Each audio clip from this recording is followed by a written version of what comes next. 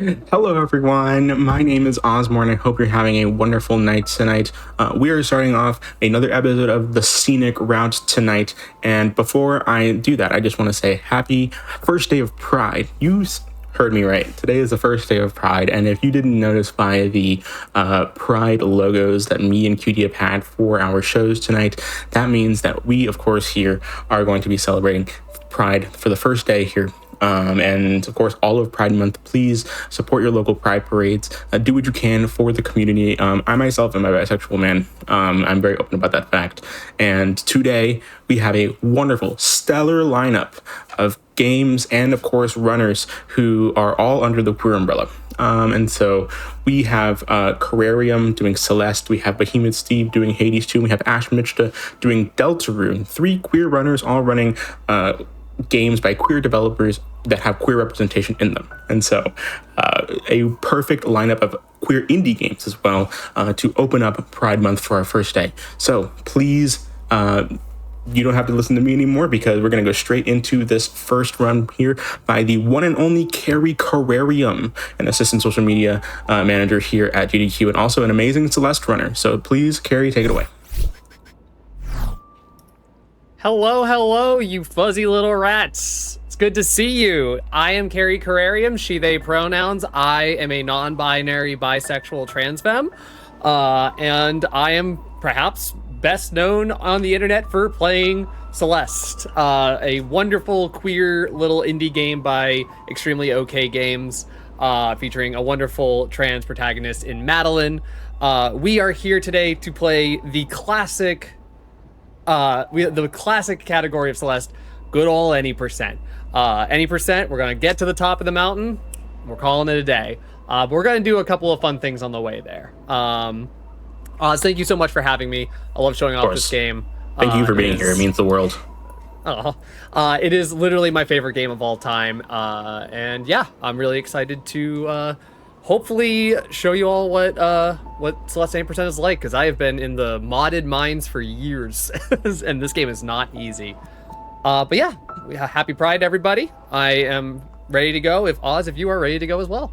I sure am, and of course, why don't we do a 3, 2, 1 Happy Pride countdown? I love that. Let's do that. All right, everybody. All right. 3, 2, 1. Happy Pride. Happy Pride. Good luck and have fun. Thank you. So we're going to start off Celeste 80% in Prologue. Prologue, all we're going to have at our ability is the ability to grab walls and to jump. We don't have our classic dash component yet, but we're going to get that at the very end of this chapter. Just a couple of quick skip cutscenes, including one that we're going to get at the very end of this bridge, but Prologue's a really quick chapter. Not much to say about it. Just don't fall into the holes. Seems simple enough. Seems simple enough. My chat will tell you I did that a couple of times today. And this is the level that I know how to speedrun because you taught me. That's true. I did that. Yeah, it's amazing. We're popping to Forsaken City, where now you're going to see me use the dash and the jump and the grab in all many types of interesting ways.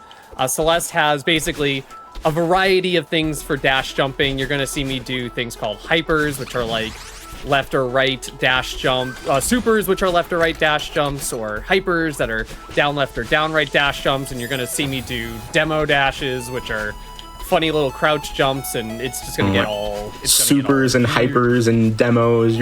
I love your fancy words, Magic Woman. Come on. I swear, when you put a couple of 1,000 hours in this game, it all starts to make sense eventually. God, I love this game myself personally as well. I've played this game. I have like hundreds of hours in this game, and I don't really speedrun it. Like I've done speedruns of tens of like ILs, but I actually just do like archipelago stuff a lot with it. I've just started doing that myself, and it's actually a lot of fun. It really is. The archipelagos are really, really good. I especially love it because it's kind of designed not with like speed strats in mind, so I break logic constantly. Mm-hmm. Speaking of speed strats, I am curious, the speed strats that you're using today, how accessible do you think they are? Like, could someone just pick up the game and do what you're doing, or how advanced do you think they are?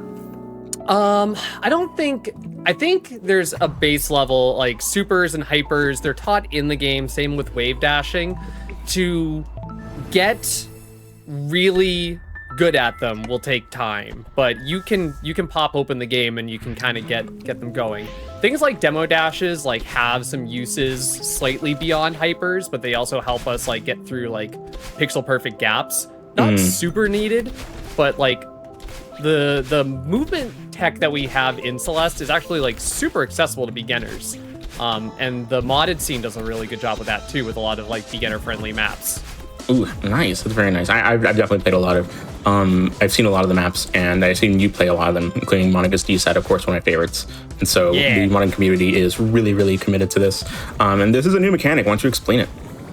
So we are in Dream Blocks. Dream Blocks, you dash into them, and they will take you as far as the direction that you go in, and they spit you out, and you get a dash for it. So really fun little mechanic to base around the fact that we are currently dreaming. And we also have a Battle-In chasing after us. This is the part of us, the angry part of us, the self-doubt part of us, telling us that we shouldn't be trying to climb up this mountain. We're not a mountain climber. And Battle-In will try to follow us. It's gonna follow my every move in all of these rooms, but you know, we're fast. We don't need to worry about that too bad. Oh, well, I need that. Hold on, locking in.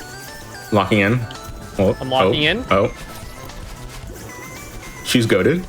Oh my god! I never doubted Carrie Carrarium in my life. Never doubted Carrie Carrarium in my life. My goodness.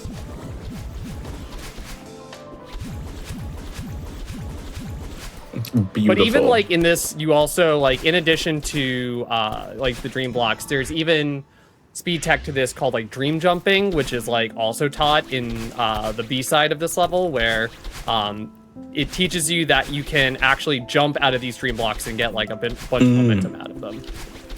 Nice. I mean, it is a testament to this game where it's just like, even in advanced level stuff, you're still learning new mechanics, you know? Oh yeah. Absolutely. There's still things. I'll find something out there in the world of Celeste and be like, I did not know we could do that.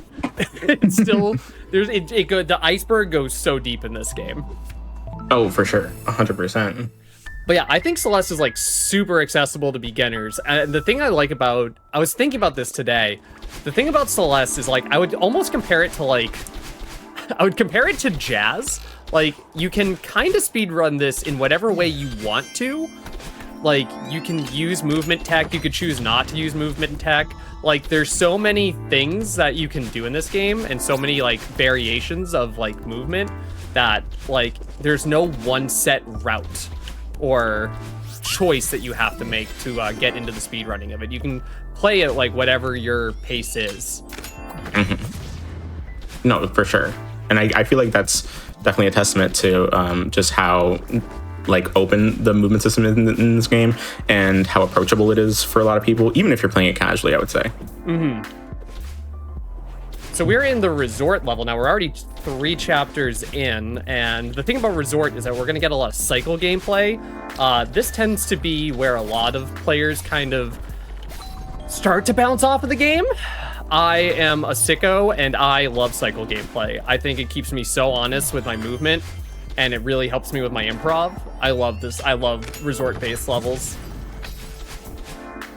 It really is a fun level. Like, genuinely, this is one of my favorite levels. I think like the music for the B and C side is definitely also like one of my favorite tracks in the entire game. Oh, I love the 3D music. It's so good. It's beautiful. Beautiful. So this is the checkpoint huge mess. It is a huge mess made up of 3 separate sections: chest, books, and towels. You can do these in any order casually. I was too fast? Maybe?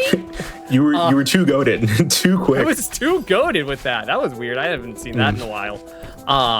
You can do these in any order casually, and every section will still work. For any percent, the optimal version is chests, books, towels. So bottom, top, middle. Okay. If you come to my house, it'll look like this, by the way. Just so you know. It's this big, too. It's just a mess everywhere. It's this big, too. Okay, man.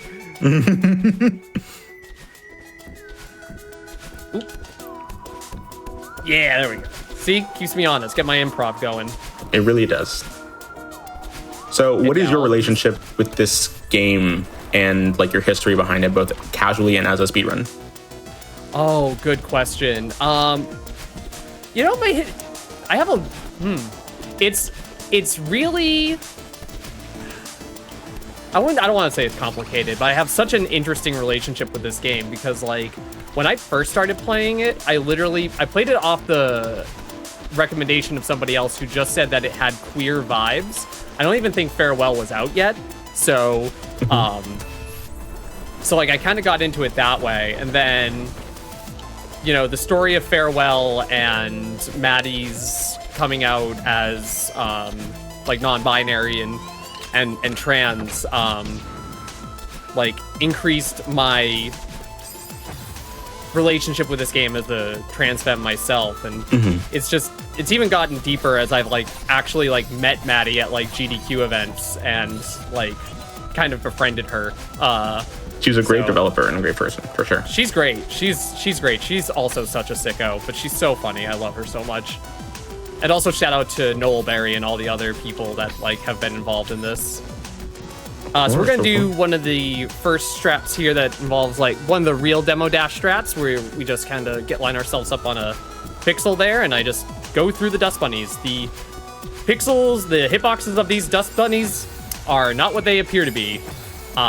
So if you line yourself up on a very certain pixel, you can just kind of like jump up and go through, and it saves going down to get a key. Yeah, and you make it look a lot easier than it really is because it really is precise. It's not easy, and so my version is also such a boomer strat. Like, I learned it in like 2021, and I have not changed it. Hey, if it works, it works, you know? If it works, that's what I'm saying. If it works, it works. I'm saying, like, I am curious. You run a lot of modded Celeste. Like, how would you say your relationship is with like modded versus vanilla? Of course, I imagine you prefer modded nowadays over vanilla. Like, I'm interested in seeing your insight on that. I love modded because it gives me like this fresh, like the thing with, well, let me get through this room just because this room was so mean to me today. Oh, wait, hold. Hold. I'm holding. I'm on a cycle that I'm not familiar with. Holding. Hold. Oh, I almost went. There we go. Okay. There we go. Let's go. That room is so hard. When I got into playing something like Monica's D-Sides, which is more Kaizo-based platforming than what Celeste offers you, it was like there was a little bit of a foundation laid out for me in that like some people have already labbed the strats, and I kind of was able to optimize it on it. But there's like maps out there like The Road Less Traveled or Voyage, which like playing those gave me this like newfound feeling again of like, oh, this is what I fell in love with. Because while I still do love vanilla speedrunning, it's Celeste any percent is really optimized now. It's like a 24 any percent. It's so fast. And, I will always I will try to get better until I just don't feel like I can get any better. So I love a lot of modded Celeste because it just gives me that like new lease on life. It's just like I can kind of do whatever I want and I don't feel beholden to like the frame optimizations that vanilla Celeste currently is. If you find a fun Celeste mod out there, go speedrun it. Like they're probably very speedrun. Great, like the strawberry jam lobbies, those are great. I love those so much. Those are amazing speedruns. I almost had that. Oh. So this is a fun little strat here called Ceiling Pop. It basically I'm trying to grab like underneath the wall. And just like that. And what it does is it kind of gives me a little extra distance so I can corner kick out of that room and not use the auto scroller because auto scrollers are slow. And that strat was the new one that I just started adding called Under Trail, where you just go under the trail. Yeah, I can't argue with that name. It's self-explanatory. It's right there in the name. Yeah. All right, is there anything? Oh wait, finish what you're saying first. We are about to do a strat called Second Blockless. I skipped one auto scroller, but what if I skipped a second? There we go. Beautifully. Easy 2-frame trick. Just pause buffer it and win. I am curious, is there anything in the modded community, whether it's like a map that you're working on, Castle, that you're learning a speedrun for, that you're working on right now? I have been working on Voyage again for the upcoming Fatales event. Voyage is a Tunic-inspired Celeste Metroidvania, and it's... Okay, sure. Oh, yeah, I mean, it works. Okay, yep, sure, whatever you say, game, and I saw like a tool-assisted speedrun for it, and was just like, I want to speedrun this. And I'm just kind of always on the lookout, looking for something else down the road. Some of the developers out there that make a lot of modded stuff, I've heard from one mapper called Boss Sauce that he's cooking something up, which has me kind of eyes emojiing a little bit. But no, I'm just kind of chilling in Tunic. I've seen you run Voyage. It truly is a really good one. I remember you running it at, I believe, PAX East last year, if I remember correctly, right? Yes. Yes, Voyage 100%. That was a really good run, and y'all should go check it out if you haven't. But yeah, I do plan to get actually like back into like full any percent grinding again this year. I'm trying to go for a 26 in 26. My PB is a 28:08, so it's going to be a little bit of a challenge, but I think I can do it. Yeah, definitely. With how optimized this game is, that can definitely be a challenge. But I mean, here's the thing though. I feel like if I saw what you're doing right now, like this speedrun, I'd be like, how can you get any faster? Because I don't know all the intricacies that you do, right? And so to me, to people who are maybe watching a Celeste speedrun for the first time, this is like the fastest they've ever seen the game played. You know what I mean? Yeah. Oh yeah. Oh yeah. It's literally become a game of frames. It's so tightly optimized to jump releases and extension frames and stuff like that. And that's not to make it sound, not to poo-poo on it or anything of that nature, but it's just like people have just found ways to save 1 frame here, 2 frames here, and so on, to the point where it's like, okay, we are now like in like a number that we didn't think was possible 2 years ago. No, I mean, yeah. I mean, that's definitely just a mark of like an optimized game. And imagine how much stuff you're going to be finding in like years on the line. I mean, people still play Super Mario 64, and we're still finding new stuff for that. True. All right, so also, I'm so glad we're doing 5B. I love 5B so much. Yes, so this is actually like the big funny thing about the game is that when this game came out, this is like the trick, right?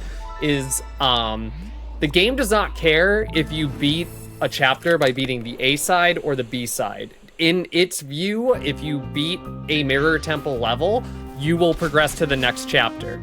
So it's actually a bit faster to play 5B to move on to chapter 6 than it is to play 5A and move on to chapter 6. So we grabbed the cassette and moved to the B side so that we can play the faster, more Kaizo-y level. If you're playing this casually and you're thinking to yourself, and you're thinking to yourself, like, that doesn't sound right. Like, it feels like it took me forever to get through 5B. But also there's a lot of cutscene in 5A. There's a lot of cutscene in 5A. So I just went for a strat called Bubs Drop. It's a 2-frame strat. I don't usually pause it, but what it does is it abuses, there we go. So you're not supposed to fall back through that particular entry point in the room.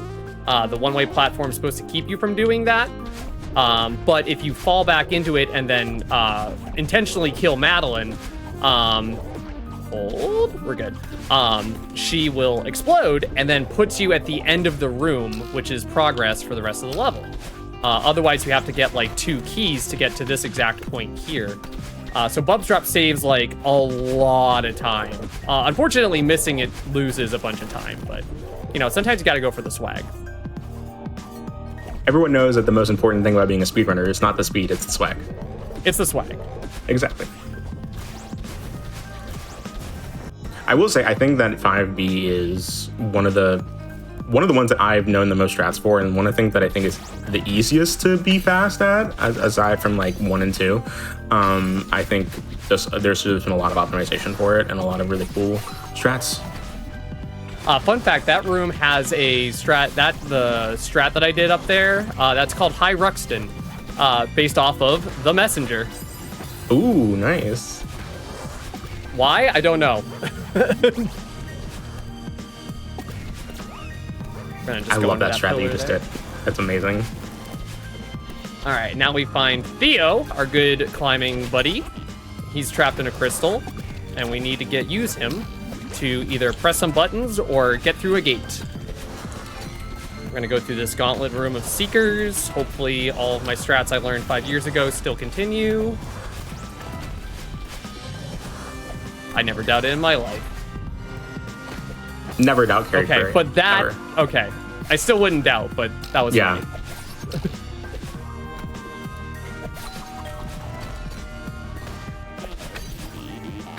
And at the end of every B-side, there's some cassette blocks here in reference to getting the cassette to get to the heart.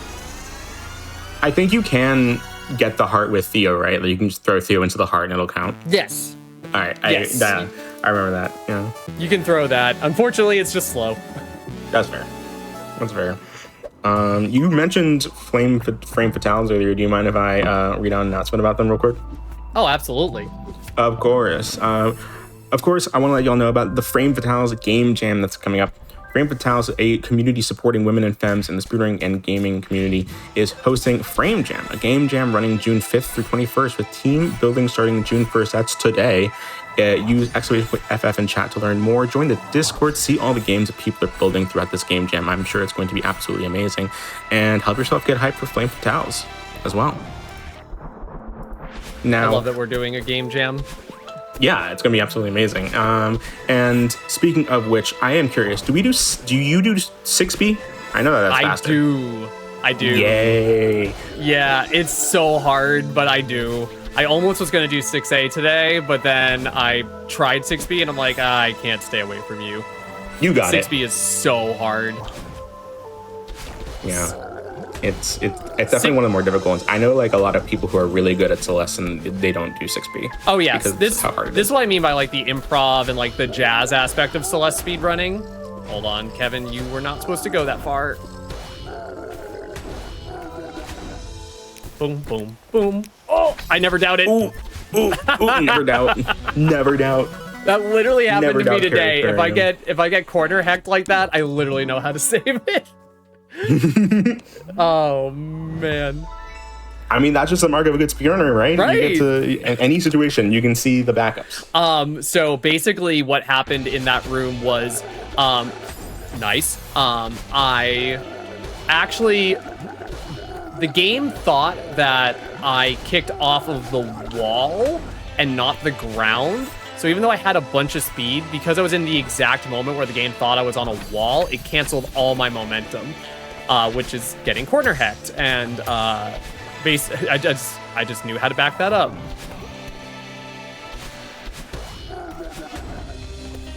Now, if you don't mind me asking a bit more of a personal question, of course, this is a Pride Month celebration, and I am curious about, like, your relationship with yourself as a trans woman and your identity.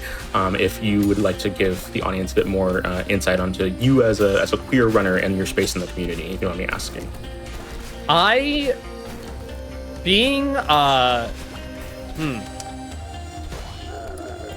It's been over the course of the years, like. It's funny. When I first started playing this game in the community was largely full of men. You had your Bub-Eyes, you had your Comet 625s, you had your Evans fights, you had your TGHs. I didn't see a lot of femmes in the space, and now it just kind of makes my heart happy. I see a lot more femmes in the Celeste speedrunning space. 100%. And it's so easy to go like, well, yeah, you're a trans femme, you play Celeste, and it's like, but no, I started playing this like I was already trans when I played Celeste, so like I play this because it's a great game. But my identity, like in the community, I am just. I've always been authentically myself. That's always been a thing that I've like strove for,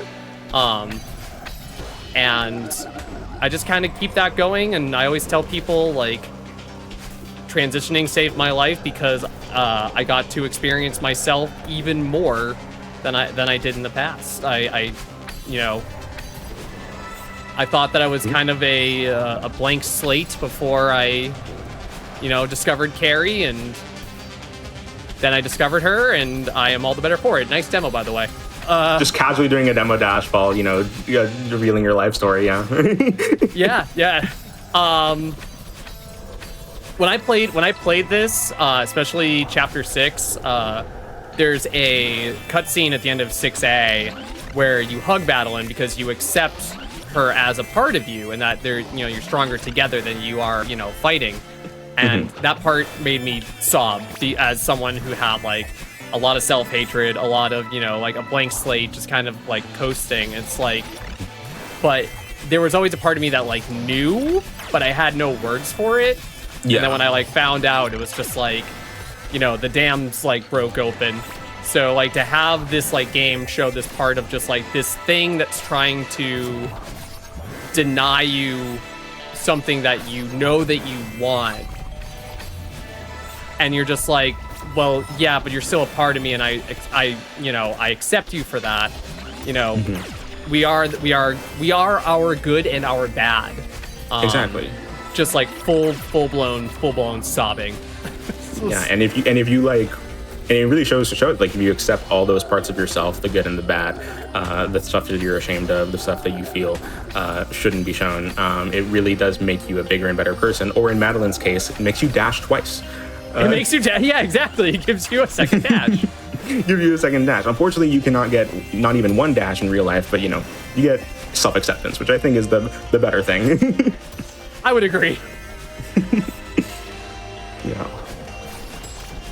But you have been absolutely crushing this 6B, and all while giving a really heartfelt story. Thank you so much for sharing that. Show some love in chat for Carrie, please. And I imagine many people were helped by this game to help realize who they are, and many people share similar stories to you, and so it's important to share those stories here so people know that they're not alone. This is kind of a gaming 6B. I don't want to jinx myself, but get a lock in here for a bit. Oh, I'm locking in here.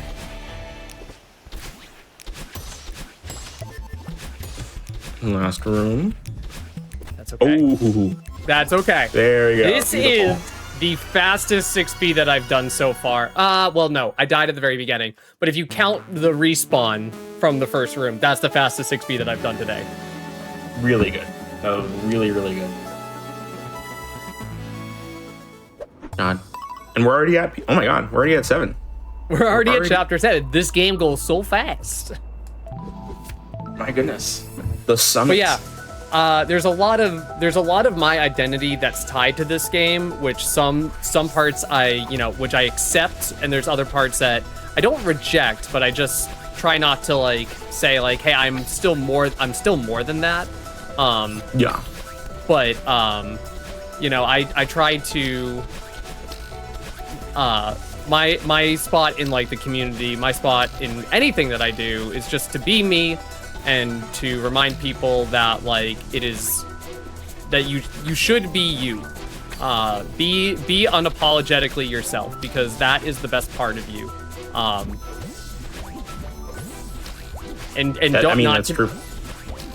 don't be scared of those parts of you, even if they seem scary. Someone can seem scary, and it's actually, you know, your best assistance. Yeah, and I know that you, of course, worked on GD Queer. How do you think those spaces, like what effect did those events and spaces have on the British speedrunning community? Why do you think that those things are important? Oh my God, it's we have come such a long way in the speedrunning landscape in showing all types of identities compared to like what it used to be. And GD Queer is just another way to show queer joy and queer talent, but it's super important because it's through the lens of the identity. Like, it's through the same lens. We're all like in the same bubble. We're all experiencing it the same way. Okay, hold on. Wait. There we go. Beautiful. Most impossible input in the game. I would not say in any particular way that there is like a bias or anything of that nature in other events, but it's good to have an event for queer people by queer people. We need those spaces for each other. We need those spaces so that we, again, can be unapologetically ourselves, and we can see ourselves through our own lens. Exactly. Judge ourselves like judge each other, but like, you know, through our shared experience, not through like heteronormativity or anything, or, you know, things like that. 100%. There's a certain sense of community, and there's a huge sense of community when it comes to that. Also, nice demo dash. Thank you. Of course. You can't gloss over that. But yeah, there's a giant sense of community, and I also agree that those types of things are necessary. Shows like Anarchy's Hidden Heroes are necessary to be able to show off, you know, minorities of all kinds in the community. Because being able to have that and being able to have just a space where you can see people who are just like you, and who identify the same as you, that's really important for a lot of people. There's probably a person right now who maybe has never chatted in this Twitch chat before, who is watching this feeling represented. That's seeing a trans woman run a queer game on stream. And that's important. That's really important. It's so important, especially in, I guess the other aspect that I just like didn't even touch is like the representation. Like, we've come such a long way in like showcasing other identities, but just like to have the representation in a form of, I don't want to say authority, but like to have our space. You know, it's kind of like it's you know, it's like the gay bars, it's the lesbian bars, it's the spaces where people could be themselves, so that they could see other people and know that they're not weird. It's really important for us to just have those spaces for each other. Yeah, I mean, it really is. Having a sense of community is one of the most important things, and that goes for any sort of minority. That's why we have all these things with GDQ, because being able to participate in them and being able to be around people that are just like you, being able to see people that are just like you, it means the absolute world to more than people could possibly imagine, honestly.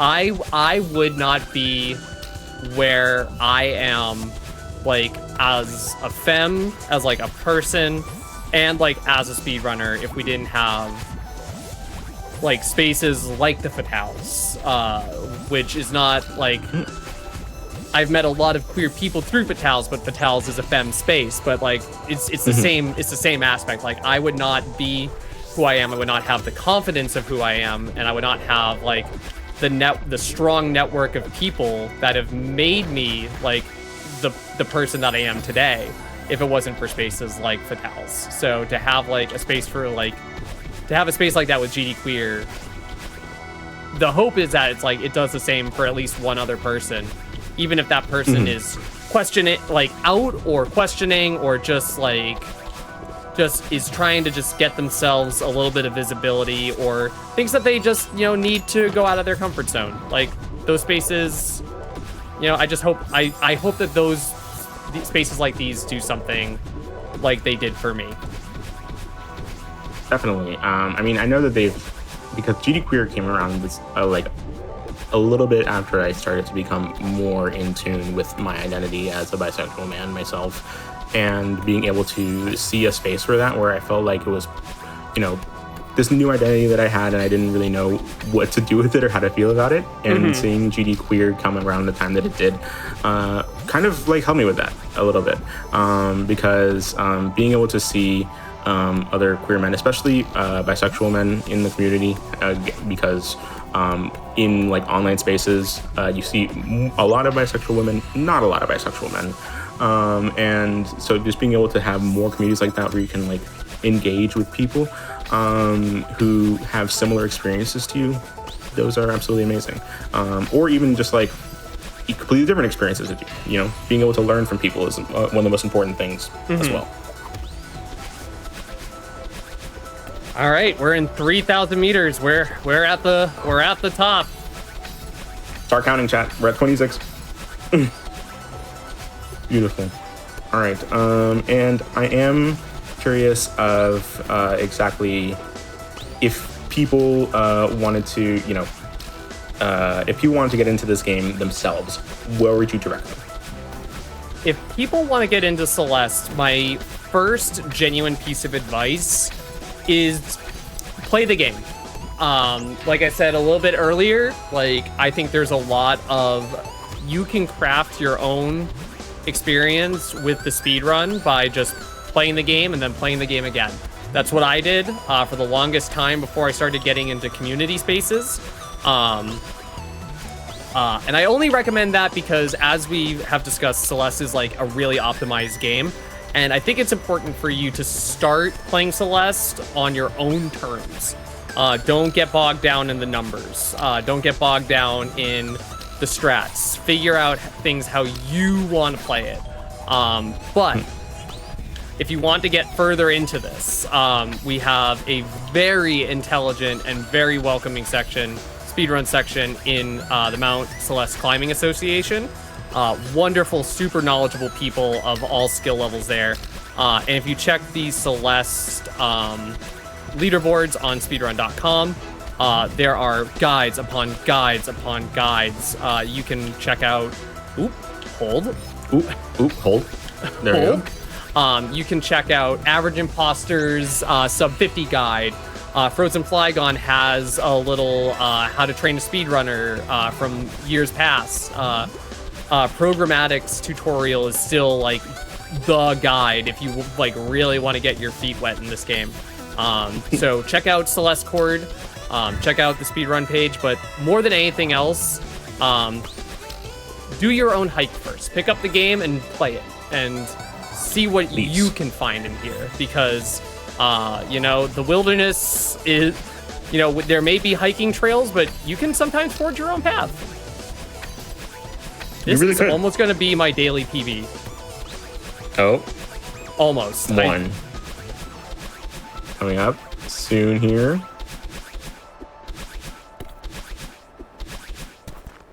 That is 3 seconds off the fastest time I've done today. Ooh, that's nice. time, by the way. Very nice. GG. Oh, man. That's beautiful. That was a really, really good run. Thank you so much for sharing that with us, Carrie. It does mean the world to have you here and to help kick off this Pride celebration for sharing your story. I really thank you. I cannot thank you enough, honestly. And of course, before we head out, is there anything you want to leave people with? Well, first of all, I'm going to ask, where can people find you? First and foremost. You can find me at twitch.tv/Cararium. I am currently, I'm currently playing Mina the Hollower, but if you're currently also playing Mina the Hollower, go play Mina the Hollower. But you can find me at twitch.tv/Cararium. I do a lot of Celeste mods, Celeste speedrunning, and a lot of variety content. You can also check me out on YouTube. Carrie Cararium is my name there. And I post a lot of my playthroughs of mods in a very edited format. And I have a lot of content for that coming out there as well soon. So would mean the world to see you over at twitch.tv or on YouTube, interact, talk about games together. That would be awesome. So that's where you can find me. Beautiful. And of course, I do want to ask, what is one thing that you want to leave the audience with when it comes to Pride and your relationship with it, whether it's, you know, someone, a young person questioning themselves at home watching this, or just a general audience, anything you want to leave them with? Yeah, so it's a scary world out there. I don't think any of us would try to convince ourselves that it's not. It's hard out there to be queer. It's hard out there to be trans. It's hard out there to be anything that doesn't seem like the status quo. And what I would say to you out there, if you're questioning or if you're out or if you're scared or anything of that nature, is to keep being you. Be safe, but be you. Because at the end of the day, the people that are trying to eat away at pride, that are trying to eat away at our existence and our livelihood and our safety, they're behind, and they know that their opinions are not popular, and they're just doing it because, you know, it's their last grasp of power. And love yourself. Love yourself in everything that you are. The good, the bad, the ugly, the beautiful. Love yourself. If you're questioning out there, I love you. Keep questioning, because you might find the answer. And I hope that whatever answer you find, that you at least learn more about yourself when you do that. If you're out, keep being out. Keep being the person that somebody else needs to see. And if you're one of my siblings out there, one of my trans siblings, one of my queer siblings, I love you. And I hope to see you at SGDQ. I hope to see you out in the wilderness. And just keep being unapologetically you, because to be queer and to be trans is resistance, and it is joy, it is euphoria, it is self-love, it is all of those things, and continue just to love yourself and everything that you are. That's all I want to say. Thank you so much for those amazing words, Carrie. And they never ring true. More true than right now, honestly, because... Hello again, everyone. I hope you're all having a wonderful, wonderful day. My name is Ozmourn, and here we are with another episode of the Scenic Route for those of you that are just tuning in for the first time. The Scenic Route is a show that's all about glitchless and no major glitches runs, or runs that just naturally have little to no glitches in them. We are having a wonderful night here with a first day of Pride celebration. We had Carrie Carrarium doing Celeste, and now we have a wonderful run of Hades 2, 3 weapons surface by Behemoth Steve. This is going to be an absolutely amazing game. I know a lot of people love this game, love this series, and I know that it has a lot of queer representation in it, and so I couldn't not include it for this wonderful, wonderful episode that we have here. So Behemoth Steve, please take it away.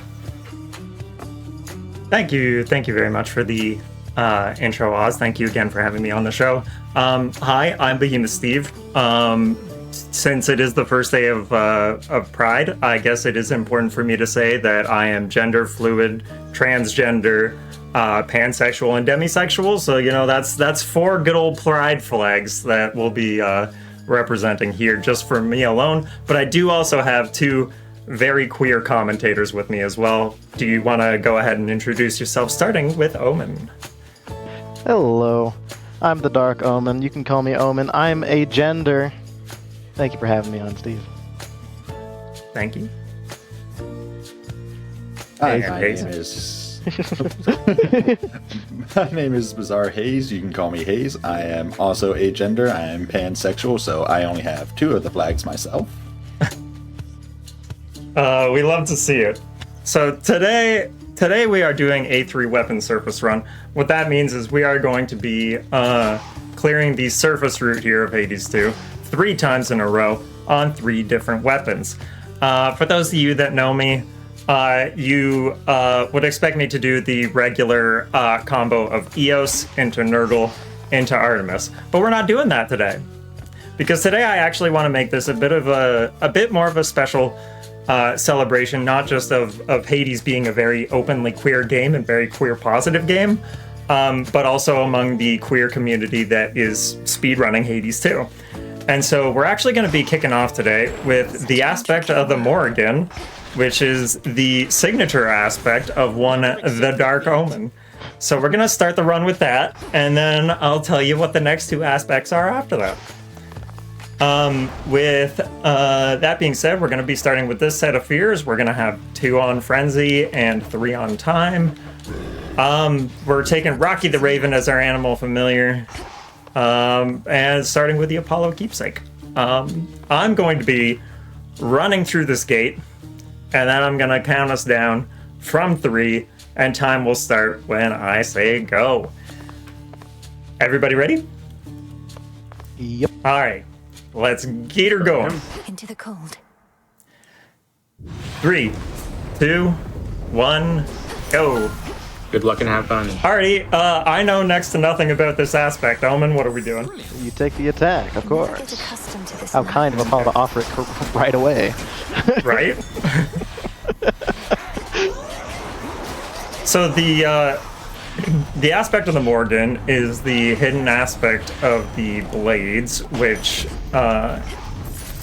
has a very unique system to it. Do you want to talk a little bit about that? Yeah. So the Morrigan functions basically when you hit an enemy with an attack, you apply marks, and there's 3 marks total. They form a triangle. The left mark is your normal attack, the right mark is your normal special, and the top mark is any Omega move. And Omegas in Hades 2 are basically just channeled abilities that cost mana, and they spend a little bit of time channeling.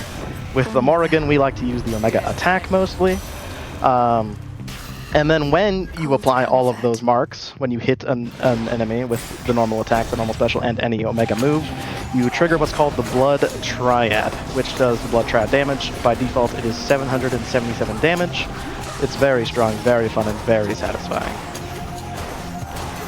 It's, for me, the most satisfying thing about it is the sound that it makes when you trigger it. Like, it feels so good. Yeah. So the first region here on the surface is Ephira. Ephira is a little bit different than most other regions in the game. It's more non-linear. You're basically just in this large city of various different rooms, and the rooms, like, the rewards are randomly spread out. The rooms that you get are randomly spread. But like this room here will always have this layout, and it's generally like an okay room to take. It's not like the quickest room, but it's not like a slow room. That double magic room, for instance, is an extremely slow room, and we try to avoid that room whenever possible. I think I should have gone for Zeus there, actually, but oh well. I think the Zeus room is better, but I really like Ares because Ares has Blood Spree. Blood Spree is pretty cool. Yeah, Blood Spree saves me from the end of the run, so... I saw you, don't do that. But Grizzly Gate's the best gate, isn't it? No. I mean, you're the Morgan expert, you should know that by now. I don't think you can take Grizzly Gate with Omen in the call. It won't let you select It's it. actually illegal. Doesn't happen. Can't. Oh, okay. Though they made it better. Not good, but better. It's certainly one of the games. Yeah. That's a good way to put Now, it. Stop Steve, I am offering Power curious. Surge. Uh-huh. I am curious, Steve. I see on Speedrun.com you speedrun Hades 2, but you don't speedrun Hades 1. Why is that? Why am I asking? Okay. You know what? That's a fun thing to talk about. Technically, I speedran Hades 1 insofar as I had Hades 1 on my Switch, and I would play it on my lunch breaks at work and see how many times I could clear the game when I was just chilling. And so I actually kind of decided, before I started speedrunning Hades 2, I kind of decided I'd take a break from streaming, and then I was like, I'm not going to come back until something really piques my mind, like my interest. And that was Hades 2. Like, when the early access launched, I dove right in and was like, all right, let's get this going. And so I upgraded from the Onward. laptop from like 2006. I got rid of that and moved to like an actual PC, and now here we are. And now I've been to AGDQ. That's why. Yeah, you've come a long way. You were at AGDQ, the second to last run, I'm pretty sure, right? I Third think to last? yeah. So no, wait. Silksong was the finale. No, it was There was one ADEF that was the finale. Yeah. But you were definitely like on the finale day, like third or second run to the end. And so I absolutely loved that run. Speaking of run, that was a different category. There's like a billion categories for Hades. Is there one that you prefer, that you lean towards most, that you grind out the most? Oh, my favorite category is all weapons, which is what we did at AGDQ. Mostly because I don't really jive too much with the in-game categories, mostly because I don't like pause buffering. I find it annoying to watch, so I don't like to do it myself. And on the real-time categories, you are punished a little bit more for doing that. I see what you're saying. Yeah. So what's going on here? So this is You want to walk it through us? Out of my way. This is the Rift of Thessaly, where it's basically just a big rift that the gods opened up in an attempt to defend their Mount Olympus from the enemies here. But the enemies have a bunch of boats, so we're traversing across all these boats to get to the next zone. Basically, is this region. And Charon's also here with his yacht, and Turns out when water had boat. Hades' plot. Yeah, remember the Barge of Death? Oh, Everybody's awesome. favorite. Yeah. Oh. Everyone loved it so much they made an entire biome for us to enjoy in Hades. Everyone. In like the world's biggest air quotes. So this is Heracles. We don't like Heracles. Everyone should boo Heracles. Yeah, everybody boo this man. I don't care if he's hot. I know, it's pride, but like... He slows down the run, therefore preach. Yeah. He does get a bath scene though, so, you know, if any of you are into that, buy Hades too. This game is like, so obviously, Oz, you're really focusing on games that are like very queer positive, very forward about their queer positivity as well. Yes, that's true. With Hades 2, yeah, obviously, just like in the first one, it's very upfront with it. Specifically, having like multiple relationships, even with the with our main character, she can get into more relationships. And so one of the things that I like about this is that it's poly-friendly. I feel like that's really rare. Certainly not as common as like even other queer positivity. Mm-hmm. Definitely. The bisexuals do flock towards this game, don't they? Oh, absolutely. Which is weird because I'm bi and I have not played either game yet.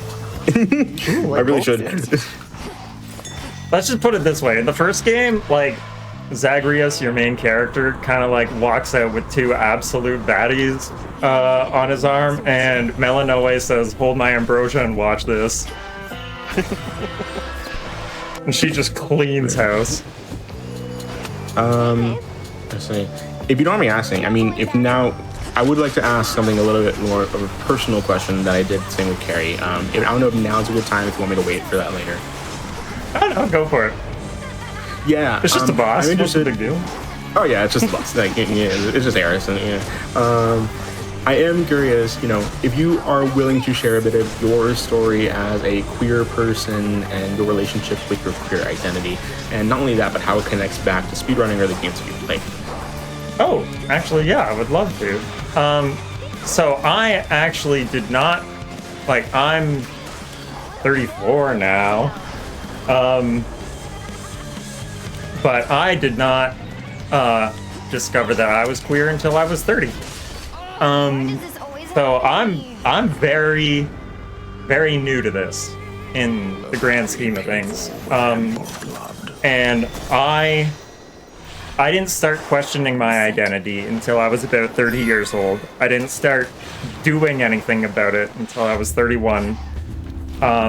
32 is when I finally kind of said I would like to move forward with these things. And that actually, what gave me the courage to kind of like start putting my own my honest self forward was watching GDQ 2025. I accept this message. It was really good. And I mean, like, even Don't I'm so do sorry, it. Owen. No, you have roll. Yes. Do it. I'm cringing. I need an A game. No, you actually didn't. You're totally fine right now. You have 200 something magic. You were so fine. You're fine. Think of the bonuses. Think I got of a the point. blood bonuses. The Yeah. nothing bonus. So actually, the run that I watched that inspired me to join Frame Fatales in the first place was Cloud running Tears of the Kingdom, and I finished watching that run, and I was like, I want to do that. Satyrs.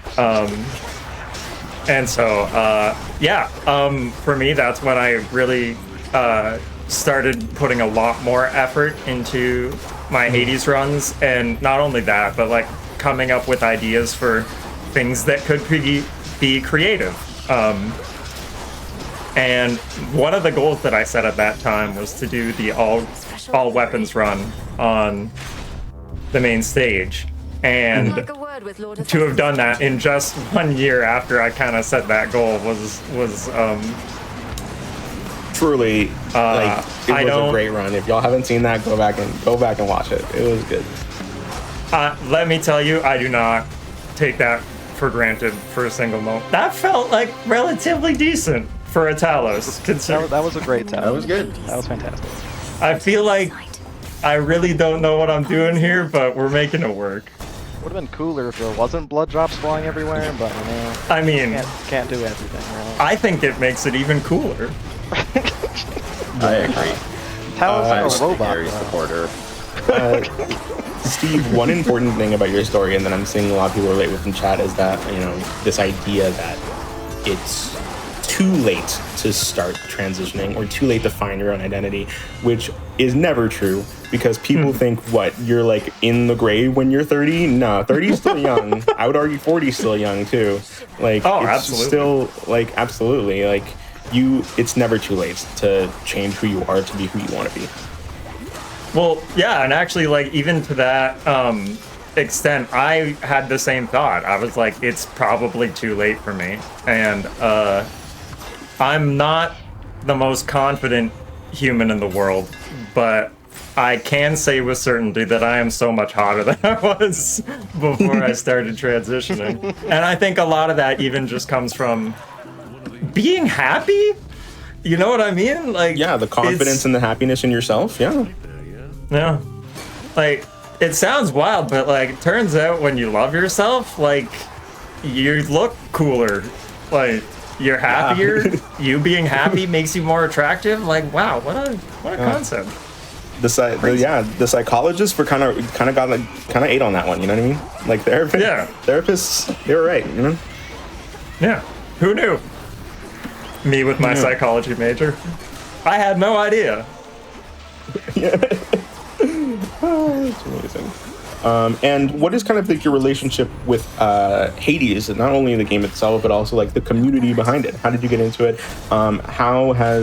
Have you seen a lot of course, queer people within the community? How do you, as a queer person, feel when you entered the space? I mean, out of the gate, I'm gonna tell you that the Hades community is just generally pretty positive, like, and open to all people, all walks of life. That being said, I am extremely shy, and it takes me a long time to kind of get used to talking up in spaces. And so I think I was in that Discord for almost a full year before I spoke a word. I think the only community where that hasn't been the case that I've kind of done exactly that was the Frame Fatales, which, you know, shout outs to my Silver Sisters in the Frame Fatales, who also run this game. Top, middle. You know what? I'm just going to do the Omen thing. I'm running the Omen aspect. I might as well. Yes. Woohoo! Prometheus shoots these flames away. The game encourages you to memorize and then dodge, or you can just iframe and be cool. I was like, I'm talking. I don't know what the actual Seem to be out of magic. What could be the cause of that? I think Nothing. I think Everything's fine. it was my only option. Okay, clearly. Literally was not. You passed Lucid game like twice. You passed Ionic game like 3 times. Yeah. Well. You want to pick up the controller? I actually can. I would love to. I love playing the Morrigan. Who knew? What a surprise. Yeah. You're doing a good job, Steve. I'm just. Am I? You really You are. haven't done. It's just You have not. I'll have y'all know. biggest Ares hater. When I'm No, that belongs to Aki. I cannot claim that belongs to Heroic our goat. I'll have you know, like, for those of you in chat, like, when I say that these are not my main aspects, I mean, I have done, like, 10 runs over the last week trying to get it, like, in a decent shape, and that's about it. So... I apologize in advance if things get sloppy. But No, we're here, we're queer, you're we're fine. here for the sloppiness. I don't know. If you're queer, get used to it. You know, Oz said today, I want to see you at your gayest, and unfortunately we haven't run into Icarus yet, but I will make you regret those words.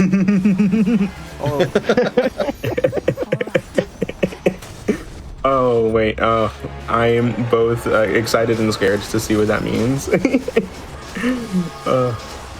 But yeah. He's a good boy. Yes, of course. Now, you mind if I read out a quick announcement here real quick? Yep.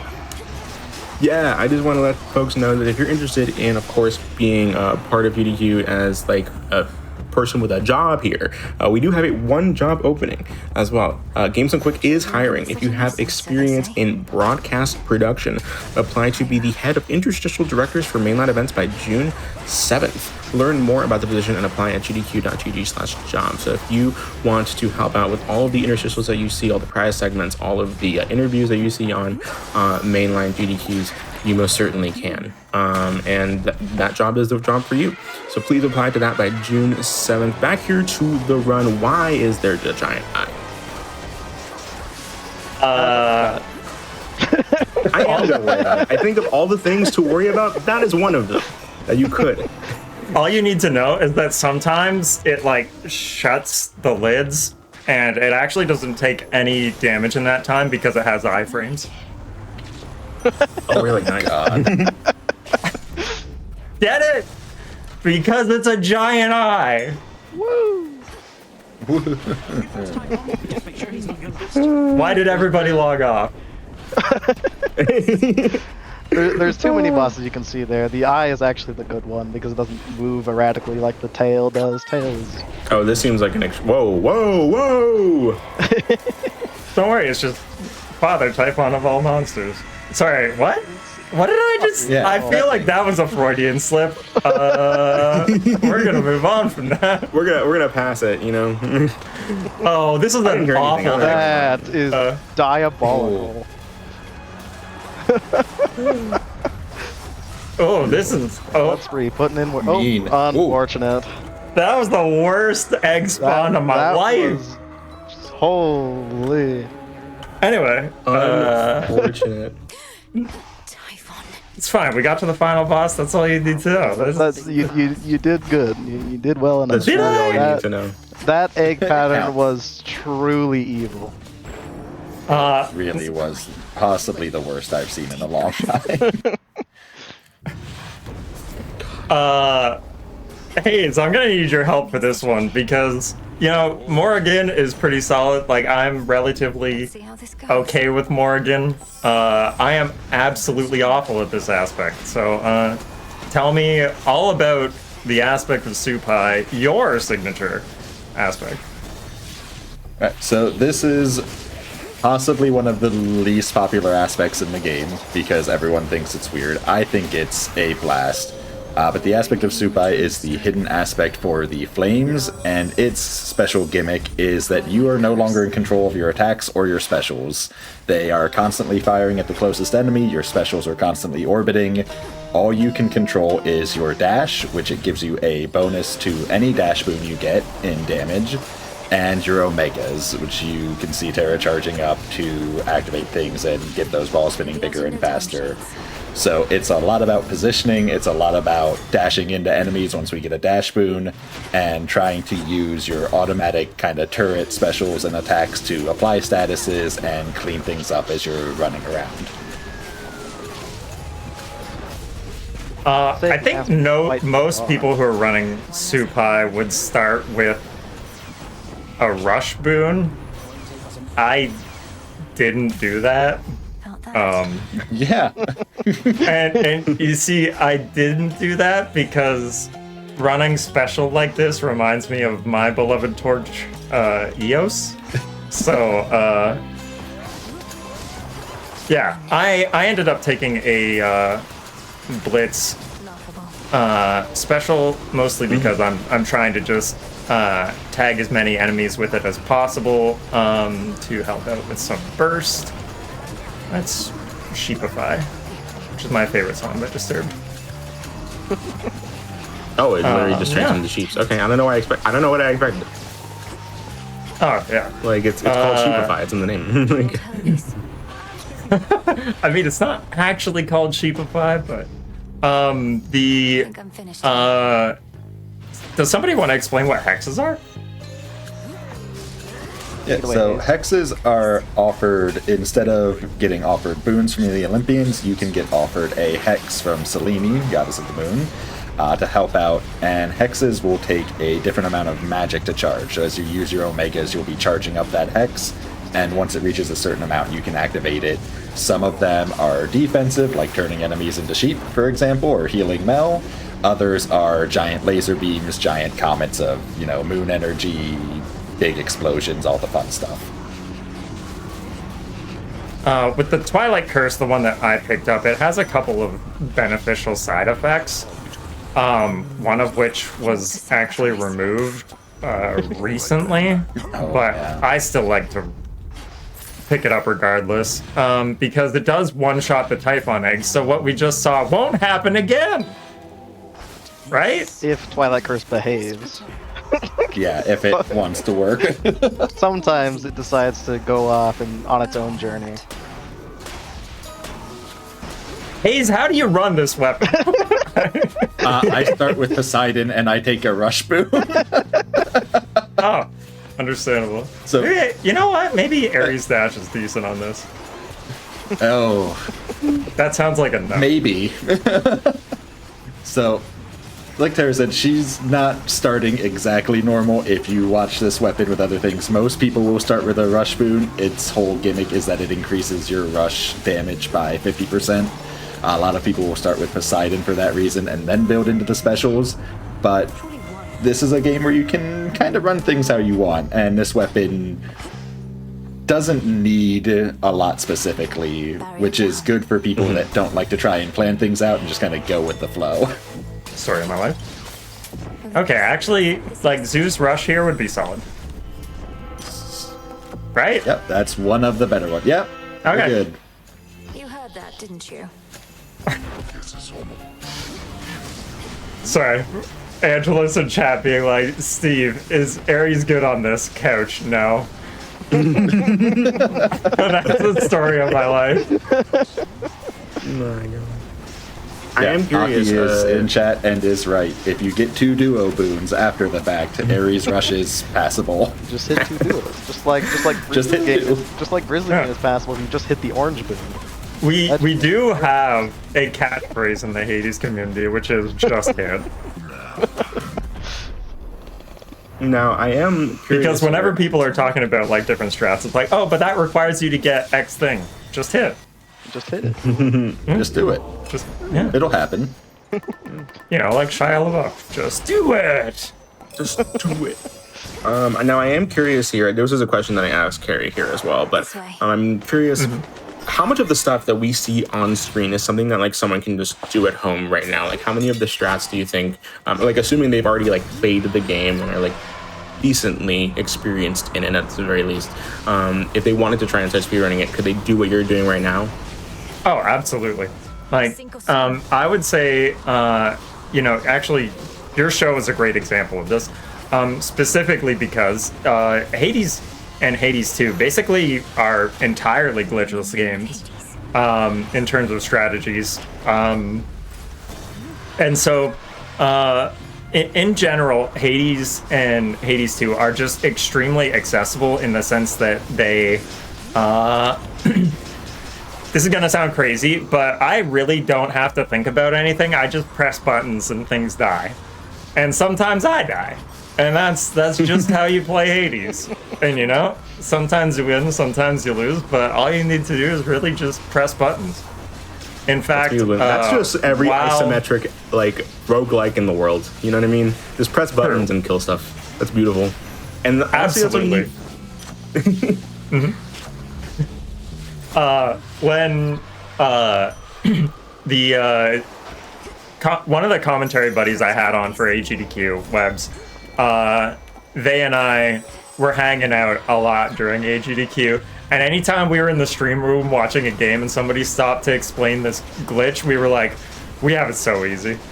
Like, we literally just press buttons and the game's over. That's it. There's no thinking, there's nothing. We just press buttons, things die, we move on. And if it's not a good run, we reset sometimes. Unless you're a stubborn mule. Cough, cough, me. Are there glitches that exist in this game that people have found that just don't go towards the speed, like don't really apply to the speedrun? Or is it like completely... I mean, there's a few... Oh my god, shut up, it's my boyfriend. Hi. Sorry. There's a few bugs and glitches, but nothing like you can traverse through the map in a weird way or anything like that. A more recent glitch that was discovered, or like, it just took us so long because we weren't looking at the numbers. But there's a boon from Hermes called Tall Order. It gives you 25% global damage. And it pretends to have a condition on that global damage, but the condition doesn't matter. It just gives you 25% global damage. Conditions don't matter. What is the condition? What is the condition that it pretends to have? That was the wrong. Boons in Hades 2 have an element tied to them. Tall Order wants you to get 8 of an element of any element, and you actually just don't need to do that. You just get the damage. Yeah, and it's a pretty big buff too. It's like what, 25% global. Yeah, 25% damage? is a large amount of damage that applies to everything, or almost everything. Also, Steve, I would like you to know that your love of Icarus has influenced my mind, so that now every time I see Icarus, my first thought is also, oh, boyfriend. Okay, hold on. So it's funny because like I see that happen in other streams now. Where like I'll be watching and somebody in chat will be like boyfriend, and I'm like, I've done a good job here. My thirst has transcended just my own chat. The power of toxic yaoi really does save the day all the time, doesn't it? Oh, absolutely. You know, early on in the Hades early access development, there was a lot of like reworking of different like boons and like skills that or like spells and stuff that different NPCs would give you. And one of the ones that they added for Icarus early on was an upgrade to your Daedalus hammers, which are among the most powerful upgrades in the game. And for him to upgrade it a second time is just incredibly useful. When that first launched, it was called Full Service. And I have said some things about that. And I think I'm part of the reason it's no longer called Full Service. So, you know. You know, and that's the first we're going to take that joke on air. Anyway, what's going on? You told me to be my gayest. You know what? Yeah, you're right. You know, that's on me. That's on me. In you go. You know, one thing, it's just amazing how you and Carrie are both to do such input-heavy games while being able to commentate and talk and just have conversation. It really is impressive. Even if in your mind it's like you press buttons and things die, it does look really, really cool. for the folks at home and for me as well. Thank you. Honestly, I am at my best when I'm not thinking, and that is not just a speedrunning thing. That's like when I'm playing basketball, when I'm like working on editing and things like that. Anything where I just kind of like zone out, I feel like it does better when I'm not like hyper fixating on a bunch of different small things. What else? Because then I'll just get caught up in overthinking it. And so actually doing things like this kind of like takes my mind off of it. Like, I can't see what the timer is right now. And that's like in and of itself is a benefit insofar as like I'm not worried about whatever. I mean, if you were to be like, yo, Steve, it's been an hour, I'm going to have a mild panic attack and then we're going to fly through Moros. But like, I don't know. And then we'll just keep going, you know? Yeah. I'm going to do my best to like make it on time, obviously, but like I'm not Of course. stressing as much as I would if I were, you know, shooting for a PP. No, I mean, I wouldn't stress. You have been doing amazing, so.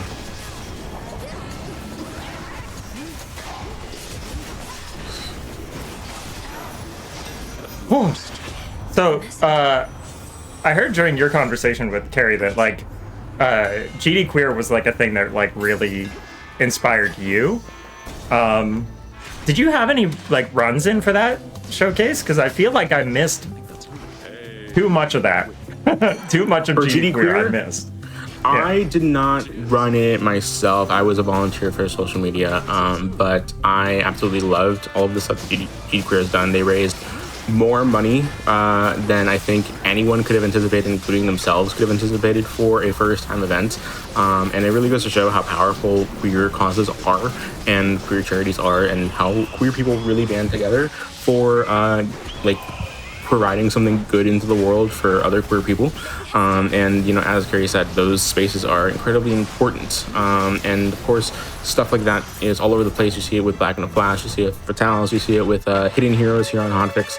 And honestly, all of the showrunners really try to make an effort to have these communities represented on their shows in one form or another. And so just being able to have that space for people here and make it a safe space for everyone involved is one of the more important things we can all be doing, honestly. I fully agree, and I remember GD Queer had an absurd number of like entries to it. Like I remember them saying that they could only take like a slim percentage of the runs that were actually submitted, which is incredible once again for a first-time event. I'm gonna do it again. I mean, And I'm even gonna rarify it this time. probably fine, I assume. It's actually good on Supai because you really don't need your magics, so you just get the small blood boosts. It's about as useful a slot as you can take, honestly. Oh boy! Grizzly, the ability that I just took there, the Grizzly Gain, is well detested among Hades speedrunners for being, It's done. well, not great. But I love it. It's so silly. It's so fun. And what is life without whimsy? Of course. A life with magic. You gotta be joyous and whimsical, you know? Whimsy doesn't give me magic, Steve.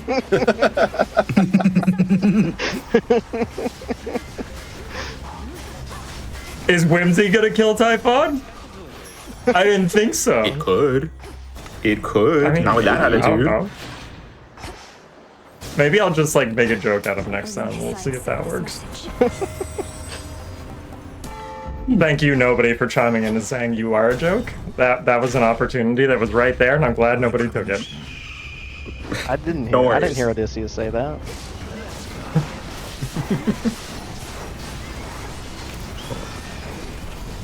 I So, am curious, Hayes, actually, how did you get started on this aspect? Actually, yes. I'd like to know that. That's a good question. I actually spent a lot of time when I first started running this game just bouncing around aspects because there are 6 weapons, 4 aspects each. There's a lot to choose from. I had no idea what to do. I just kind of clicked with this aspect. I left it go for a little while until Steve herself convinced me that why run the meta things if it's not fun? You know, pick what's fun. And I'm like, I'm going to pick this one because it's silly, I like it, and nobody else really does it, so it's really easy to look like I know what I'm talking about. That is so real. God, it feels like we were just here. Wow, time really does fly. Yeah, I guess. Yeah. There. Yeah, Chronos kind of he doesn't walk around too much on his feet. He does kind of fly around, float around. Good one. So, for those of you that don't know, the main villain in this game is the Titan of Time. Time itself, Chronos. So, that's the joke that my commentary was just making there. About, Not to be confused with the time Halo flies. Speedrunner Chronos, that is a different person. That was an incredible disclaimer voice, by the way. Can I just say, you just ripping that out of nowhere? Of course. Thank you. Player got to recognize game, you know. Exactly. Also, we didn't touch on it earlier, but in this fourth region, Tara's been picking up the white antler, which is extremely dangerous, but extremely rewarding, because it gives you a 30% chance to crit, and crits in this game are a plus 200% damage, so a 3x damage multiplier. When most other sources of damage in this game are additive, a multiplier on damage is very valuable. But it limits your maximum health to 30, which is extremely scary, especially in the summit. That is incredibly scary. Oh my god. Ugh. It's fine. I'm not worried. Do I sound worried? What makes you think that I would possibly be worried? Anyway. Never doubt. And that's why I picked up Bloodspree. Now this fortress is your grave. Yeah, Bloodspree is a boon from Ares, where when you're under 40 health, you regenerate health when you hit enemies. And with the White Antler, we're always under 40 because we don't have above 30. So it is worth noting, Antler on the summit is a lot more dangerous than Antler in the Underworld. Antler in the Underworld, I don't believe any of the attacks, either in Tartarus or from Kronos himself, will kill you through Antler.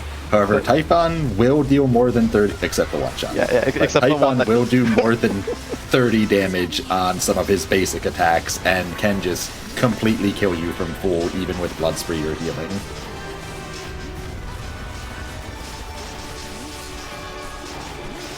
Yeah, so I'm trying to be a little bit careful here, I guess, is the short version.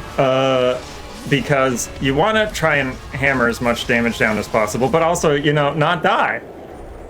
Because what kind of fool would die while doing this run on a hotfix? That feels silly and... No, I should have checked my I don't know what you're talking about. That thing earlier, I don't know what was that. What are you talking about? I didn't see anything. I don't need anything. Okay. So I have Twilight Curse this time, right? I believe so. Okay. Yep. I was about to say, can someone check Argus, but actually, somebody talk about Argus. Argus is really cool. Argus is so cool. Well, that's unfortunate. Yeah, kind of like that attack. That attack do be doing more than 30 damage. I promise this last one I'll actually kill Typhon, okay? You It'll got be it, fine. I believe. One more. Argus is a Twitch extension created by community member Crazy Penguin. It's really cool. It's an extension on Twitch where you click on it and it shows it live updates during the run with the build, the arcana, the vow setup of the runner, of the streamer, live with as the build progresses. It's so cool. It's really cool. It's especially useful when you do a lot of runs in a row and you can go, oh, chat, do I have Twilight Curse this time? Do I have this effect this time? Can someone check for me so I don't have to pause?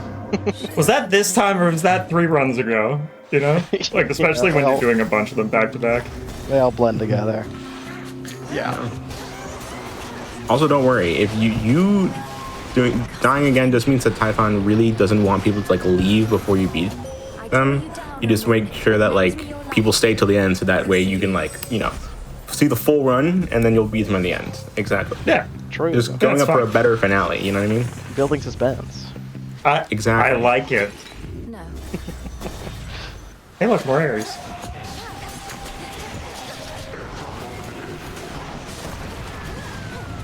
I feel like I am like one of the #1 like Aries believers. I feel like a lot of people have disliked Aries from the get-go, and I've always been like, no, I promise he's good sometimes. I like how Aki in the chat just said my goat Steve building dramatic tension, and they just called you their goat, and then you proceeded to talk about how Ares is awesome. And then Aki, #1 Aries hater. into Aries. Locked. So actually, let's talk about this last aspect. 1, 2, 3, yeah. This last aspect is the aspect of Moros, which is another torch. And you may say to yourself, but Steve, this is a 3-weapon run. You ran the same weapon twice. Yeah, I know, but it's different aspects, and I don't know. Have some whimsy in your life. And so, as I said before, we're kind of trying to represent some other queer Hades runners today. And so, of course, Hear me. both Omen and Hayes I have represented in Very well. in the other two aspects. And so this one actually goes out to my friend Webbs, who was commentating for me at AGDQ. Their favorite aspect is the aspect of Moros. And so, yes, I know that I'm repeating a torch, but this one goes out to you, my friend. So, yeah. Crazy how all 4 of us are non-binary. It's pretty cool. How did that work out? I didn't even know there were We that have a many. lot of non. No, I will not try that sentence again. You cannot. I can't even count that high. You know? Neither can anyone. That's in the fair. community. 4 non-binary. Says the Dark What's Omen, next? number one advocate for being able to read. Like, you're gonna tell me that there's 4 non-binary people? What's next? 5 non-binary people? Oh, That's too much. Let's not get ahead of See, ourselves. think. When Omen plays, they only have to count to 3 marks. It's easy. So After true. that, it doesn't matter. very true. Try another one, maybe. Yeah.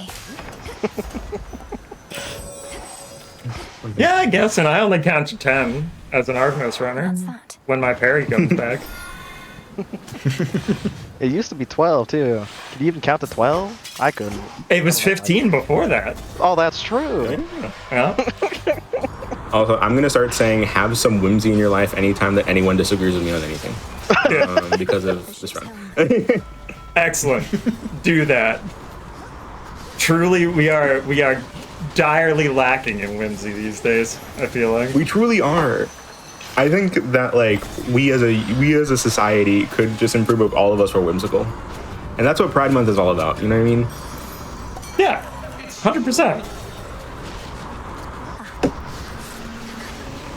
You know, I was really looking forward to this showcase, obviously, and, you know, it being the first day of Pride Month is just a huge honor to be invited for this.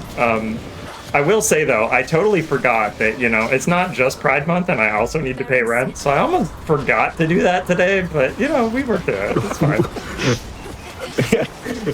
I realized, like, super late in the day, I'm like, oh, wait, I forgot to do something important. Everyone go pay your Right rent before right the now. showcase? No, that would be silly. What kind of irresponsible person would do that?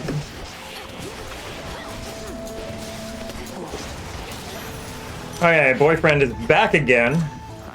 Say boyfriend is in love with torches today. Maybe it's a sign. You should run them more. More Supai. Join me. I am very comfortable on my EOS. Thank you very much. Speaking I am of the only of one. Speaking of Webbs, the renowned Moros runner, in the wise words of Webbs 2D, I seem to like I'm not seeing a magic region boom here. Are we gonna remedy that? There's no mistake. Honestly, right now, the only thing on my mind is surviving Charybdis. Yeah, Charybdis. There's too many bosses in the Rift of Thessaly, and you're not even guaranteed to see one of them. But Charybdis is one of them. The other one is much faster, and seeing Charybdis is always unfortunate. Sorry, I'm trying to save some magic here for the second half because, as you have clearly brought attention to, I do not have a regen boon. Oh boy. But how could you hit Charybdis when he looks like that? He's just a little guy. Right? She's so cute. Oh, I'm sorry. I'm bigoted, you know? That was No, I mean, hey, you never know these days, right? Like, yeah, you it's really always never know. polite to ask for pronouns first, You're right, and that's on me. even if they're I a will sign giant off, sea creature. of course. I will sign off for the Especially if night. they're a giant Our sea producer creature, Richard oh my will be goodness. hosting the rest of the show, y'all. Bye bye. No, come back, baby, come back. Oh, right. Let's see what else. Set. I feel like we're doing a good job with the whimsy today. Chat, what do you think? Is there enough whimsy in this run? Does there need to be more whimsy? Could there be more? Is it Could there possible? be more whimsy? There's always room for more whimsy. That's the goal of this show. They should just call it the whimsical route because Oh this my is just God. whimsy. Let's do that. I'm gonna start a GDQ show. Just hashtag Just call whimsy. it just hashtag just whimsy. Exactly. That's your next pitch right there. Born game, born game, born game. That's not born game. There we go. Hooray! So that's 2 runs of possibly the worst game into a run with the End of the best. line. True. Born game do be pretty goated. You made it. This is for your. I'm seeing Aki representing whimsy by suggesting that I take the aromatic file. Oh, I do not have blood spree, so I will not be doing that. sword hit While you're, 3 runs in a row. Gonna hurt. Truly a terrible day for Aki. While you're here fighting Eris, do you mind if I read out another announcement real quick? Does somebody else want to handle that one? I'm a little busy fighting her. But If you need more, we can give some serious time. The announcements are not. no, it's rated. fine. Yeah, Eris is the Strife incarnate. And to put it in the wise words of a chatter, when I ran this game on non-binary day last year, someone in chat said Eris identifies as a problem, and since then I've been like, yeah, Eris is non-binary headcanon. She identifies as a problem, and so she just wants to make issues for everyone else. But haven't we all been there? Yeah, definitely, 100%. Go on. That's not your. Haven't we all been at that point where we're like, you know what? I want to be a problem for somebody today. Yeah, 100%, 1,000%. I know definitely feel like that. While we're here, of course, we're talking about all the different communities here at GDQ. GDQ really talked about earlier. Another community that people can check out is, of course, Black in a Flash. It is a community that uplifts and connects Black speedrunners of all levels, hosting special events throughout the year to raise money for charity and celebrate Black talent in the gaming scene. Use !BAF in chat to learn more and get involved. And then, speaking of getting involved, their next event is coming up soon. Blocking up Yes, last the Juneteenth event. Yes, Juneteenth, class of 2026, airing June 18th through 21st right here on GDQ Hotfix. That's 4 days. Check out the schedule with exclamation point Juneteenth in chat. The schedule really is goated. A lot of people that, of course, are going to be here in Juneteenth have been on this show as well. And so please go support them. Now, I am curious here, Steve. Is there anything that you're currently working towards when it comes to Hades 2? Is there any other games you're currently working on? Maybe wanting to branch out, or is there anything new that, or maybe even just the same that you want to work on right now when it comes to Hades 2 that maybe people can look forward to if they go check out your streams? Actually, thank you.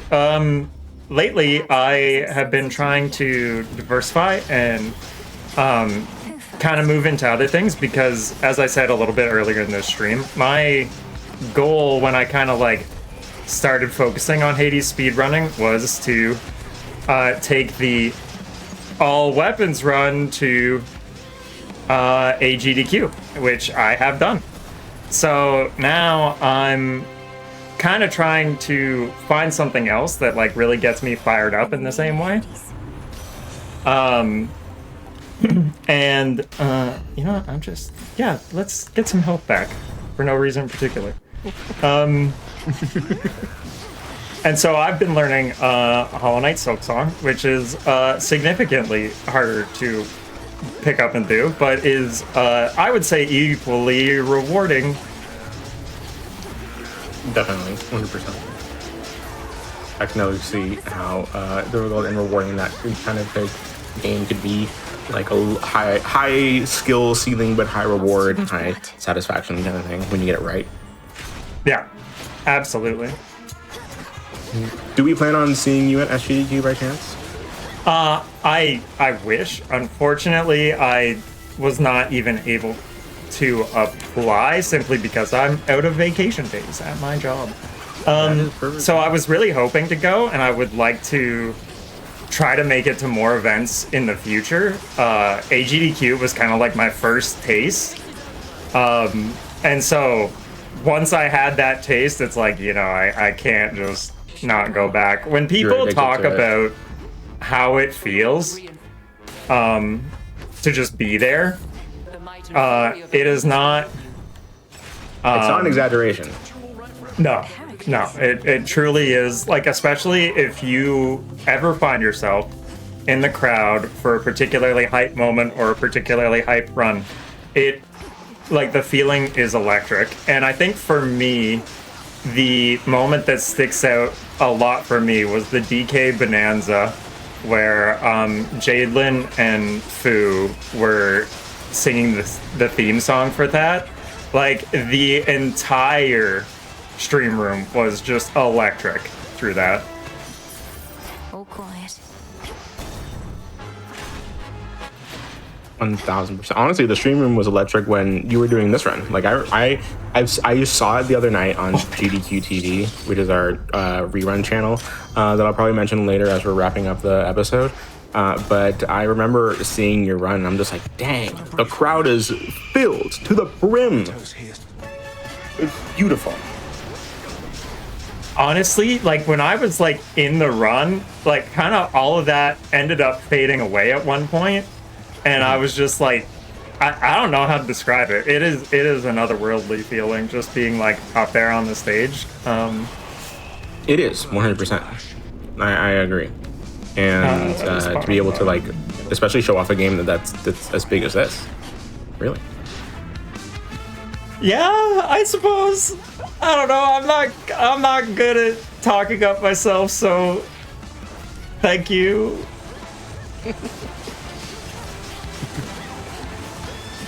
It's a day. It's a day that ends in Y. Therefore, it's compliment Terra Day. Drew, I guess. Usually that's bully. It's fine. We're not worried about it. It's bullying through complimenting. Yeah. Everyone knows trans people are really good at accepting compliments. Yeah, 100%. It is a well-known fact. They're always like, oh, dang those trans people, way too good at accepting compliments. They should, you know, be worse at that. I'm not worried, this is fine. Whew. I think, Never worried. I mean, did anybody believe that but me? Did I believe that? I'm not convinced I did, but we made it work. Whew. Someone Is believed in everybody you. in chat having fun? Are we having a good time today? I'm We're having a stressed out of my whimsical mind. This right away. We're having a whimsical time. Time to get.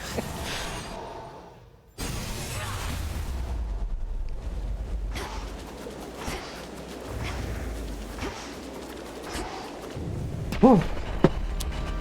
How long have you been doing the Scenic Route for, Oz?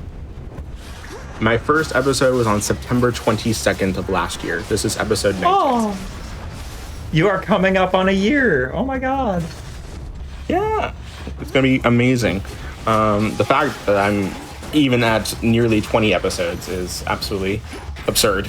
But the folks over here at GDQ like having the show around, and I know a lot of people like watching it, and so I'm I very enjoy glad to be having the here. show And around too. It's really Yeah. Agreed. It's fun. It's fun. I love hosting it, and we've had some amazing people on the show before. We try to get Carrie for an earlier episode, but if anything, it probably just works out better for an episode just like this today. And so, thank you all for being here, for all of you watching, and of course all the runners here today. It really does mean the world, everyone who has shown any amount of love for this show, and I'm hoping to bring even more in the future. But with this run, we're coming up on nearly the very end. Yeah.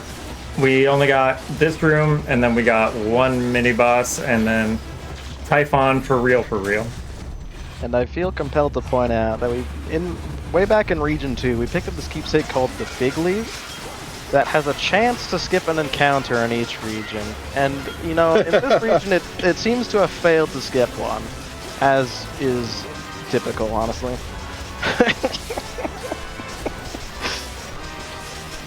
Oh, and I canceled it too. Oops. Okay, there we go.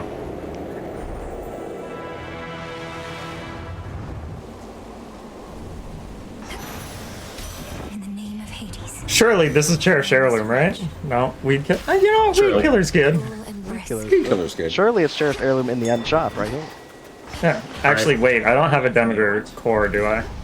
Oops. No, you in fact don't, actually. All right, Jack. Now back. That's a slight problem. Let's show some Oopsies. love here for round 3 on Typhon. Yeah. So Typhon has 4 phases. We have seen 2. And I have Wolf, right? Wolf Howl? That is one. Yeah. Yes. Also a diabolical egg pattern, but much more area damage this time. Yeah. Torches really excels in a lot of the room clear once you get them spinning. Yeah. How dare you show your face again, Typhon? Yeah, how dare you? How dare you? How dare you, Typhon? This is going a little bit better than the last couple of times. In the most recent patch, it's actually kind of weird. In that phase there where Zeus stuns Typhon, there used to be a second hitbox.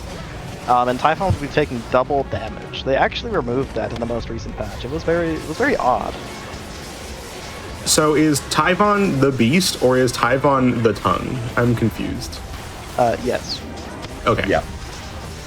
Is this like a Frankenstein versus Frankenstein's monster kind of question? It could. Yeah, You tell me. I wish I knew. That's time. Yay! Yeah. I'm so sorry. I feel like we probably went over time because I was like yapping. No, you didn't. You did not. Oh, really? Don't worry about that. Yeah. All right. I'm waiting for the timer RTA to catch up here, but you did not go over estimate. Your time was a 58:22 RTA. Whew. Okay. Okay. I am. That's not even close. happy We're with- so good. Easy. Keepsakes out. Do we can Omen and Hayes do shoutouts first, and then I will go after? Please do. Yeah. I'm just going to shout out the entire Hades speedrunning Discord. The people there are so cool. They're so helpful. They are so just amazing people. We have speedrunners there. We have high fear players there. We have both players that fall into both groups, like myself there. It's so cool to be in. If you are at all interested in speedrunning, high fear playing, just interacting with the community, please join us in the Hades speedrunning Discord. It's a new night now. And Hayes. Omen kind of took that. Seriously, go check out the Discord. I've suffered a lot with anxiety and stuff, so when I started running, I was really hesitant, like Tara, to post at all. But there's a PB channel, there's channels to celebrate everything. You will get nothing but support for every little improvement, every new thing you do.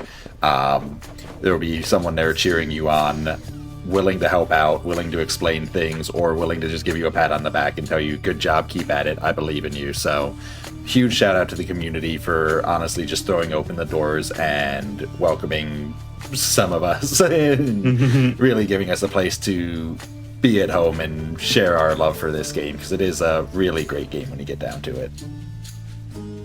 Absolutely. Thank you both. First of all, shout outs to you, Oz, for inviting me on the show. It is always a pleasure to have somebody reach out and ask me to be on their show. It is doubly more so an honor when it's a Pride special like this, especially somebody who is very new to being queer. It means a lot to me that you would select me for this. You would reach out to me specifically, and I don't take that for granted. I want to thank both Omen and Hayes for being here on commentary. They're both incredible Hades runners. You should go watch them both. Please give them both a follow. They've both been in chat as well while I've been doing the run. I've been seeing y'all pop in. And of course, the Hades speedrunning community.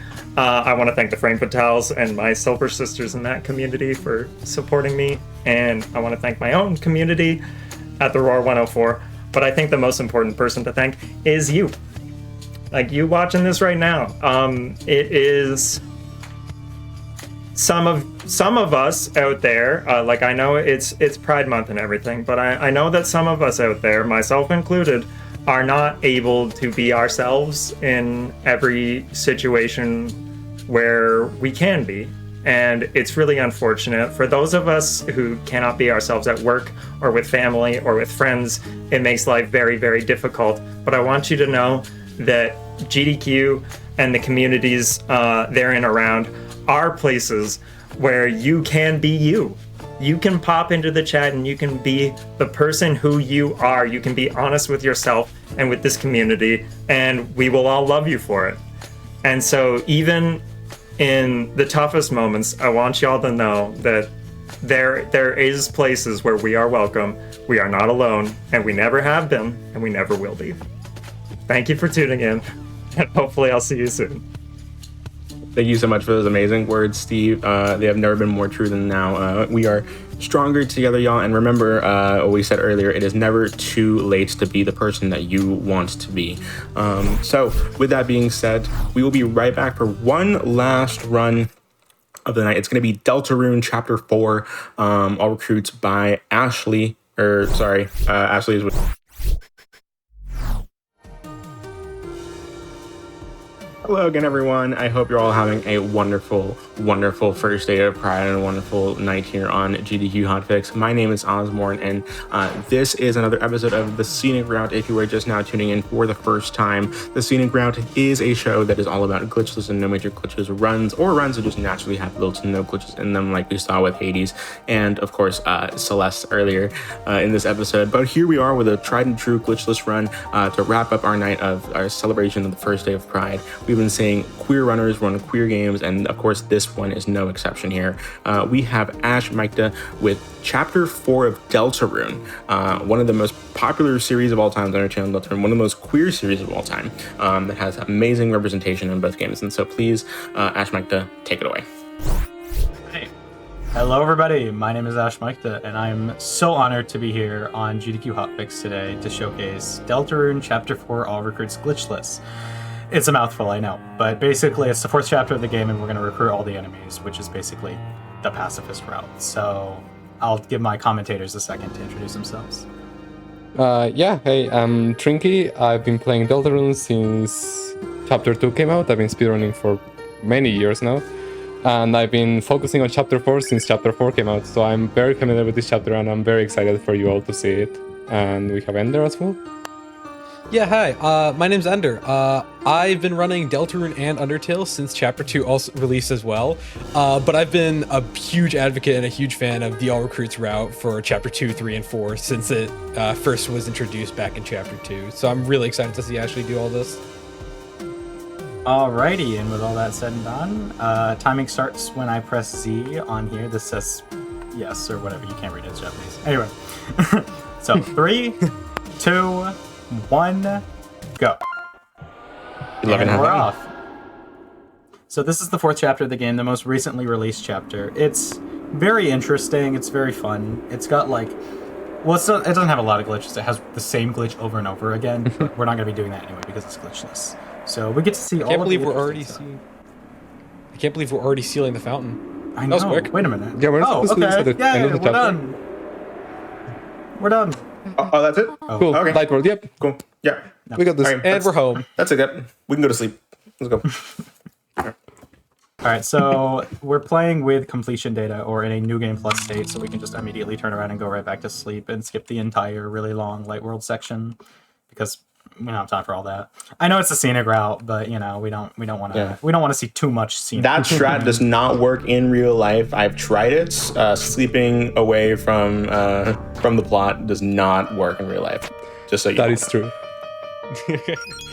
Yeah, if you played Chapter 4 casually, you know that there is a very, very long and in-depth light world sequence where you go to like Noel's house, do a bunch of stuff, but there's not a lot of gameplay there, so we just skip all that and go straight to the dark world. Yeah, we're skipping like 13 minutes of gameplay just by going back to sleep.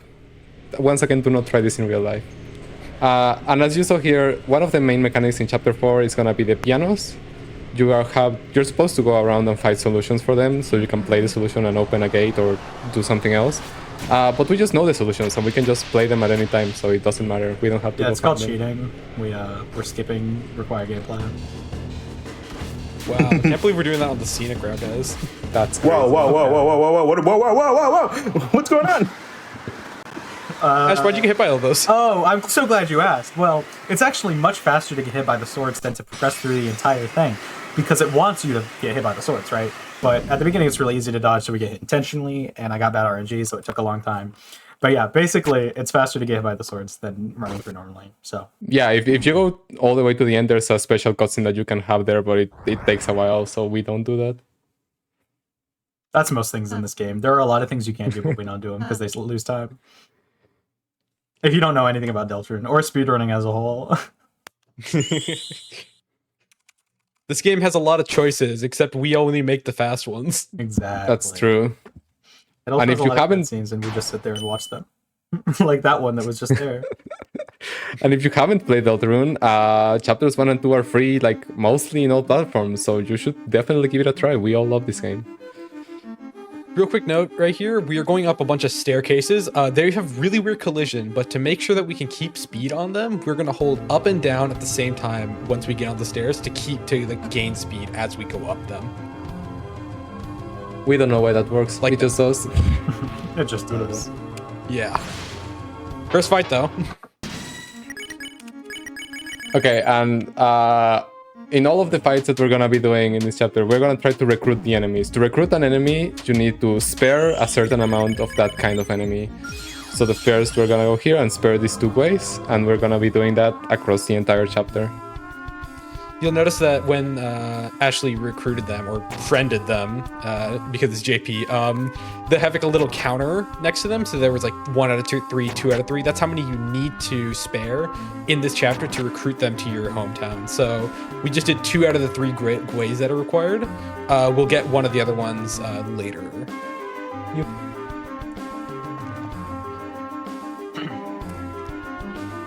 So here We're coming up on. on our next recruit. I'm taking this one. You guys have been talking to me. We're coming up on our next recruit. This is Balthazar. And this is also a very simple spare. We're going to do this both on the way here and on the way back, because that gives us all 4 of them.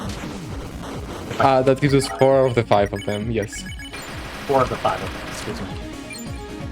What? You shook on the wrong one. Oh, I shook on the wrong one. You're thinking about the other encounter. That's fine. Yeah, good save. We're good. There we go. There we I don't go. think I was supposed to light it up on the bottom one. I think I was. Yeah, I was supposed to light it. I think I lit up on the bottom one by accident. Oh, I see. Or my notes are just whatever. It's fine. Anyway, no, that's fine. 1 turn. It's fine. Anyway. Okay. Yeah, Balthazar, when you light up one of the Balthazards, all the other enemies become tired, and so we can use Relsay's Pacify to instantly spare them without having to like fill out the spare meter. Yep. I lit up on It's the very bottom one. convenient. There's an encounter later where you have to light up on the bottom enemy, so I did that by accident. It's alright. Here we have the first chase sequence of the chapter, and we're just not gonna escape. It turns out it's like 2 seconds faster to just die here, or you don't actually die, you just take 5 hits and then you just skip to the end of the chase and you save 2 seconds. This only works if you recruit the enemies. If you lose any of the encounters, you gain extra HP, and those 2 extra HP points makes it so it's slower to die there than to go through the entire route. Yeah, light up the. Yeah, I think I did on the bottom. That's fine. All recruits is a menu heavy category, so I have notes open for it just in case. I don't want to make any huge mistakes. So. No, I totally get you. If it's okay with you, I'd like to ask a question about kind of like this game and its culture. But of course, if at any point you need to like focus on explaining more mechanical stuff, then please by all means go ahead. But I am curious of like how, for people that may have never played this game before, how does it kind of fit into queer culture, or for lack of a better term, how is this game gay? We'll just look at it. That's a good question. Yeah, you're right. There's a lot of different ways that I'll explain after. Good. Okay. There we go. Yeah, I did it that time. Perfect. That's a great question. Well, first of all, there's one arc that we don't see much of in this chapter, but in chapter 2 especially, there's the lesbian lovebirds, Susie and Noelle, who very clearly they have something going on there. Though we don't know exactly, but they clearly do. So that's like Zell, my beloved. Yeah, that's the classic example that we see of this game being gay. But besides that, it's just I mean, just look at it, really. I mean, we can't go without mentioning that Chris uses they them pronouns. Chris uses they them pronouns very in big. literally every text ever. Chris is without a doubt non-binary. If you go to the Deltarune wiki, there's like, I don't know how many by now, there's like 50 links to different sources of Chris using they them pronouns. It's so funny. Yeah. I can't believe Toby Fox invented lesbians. Not just this time. Yeah. Why? Exactly. Shout outs Toby Twice. Reinventing the wheel. Yeah, it really is revolutionary here. And I guess in a similar question for you personally, Ash, is that like how, if you don't mind speaking a bit about your experience and like your relationship to your own queer identity, and whether that's in the gaming space or just in general. But of course, focus of course on the gameplay first and foremost if you need to. I did miss menu. Hang on. I'm gonna save this. Okay, it's fine. This is slow, but I don't know what I'm doing. It's fine.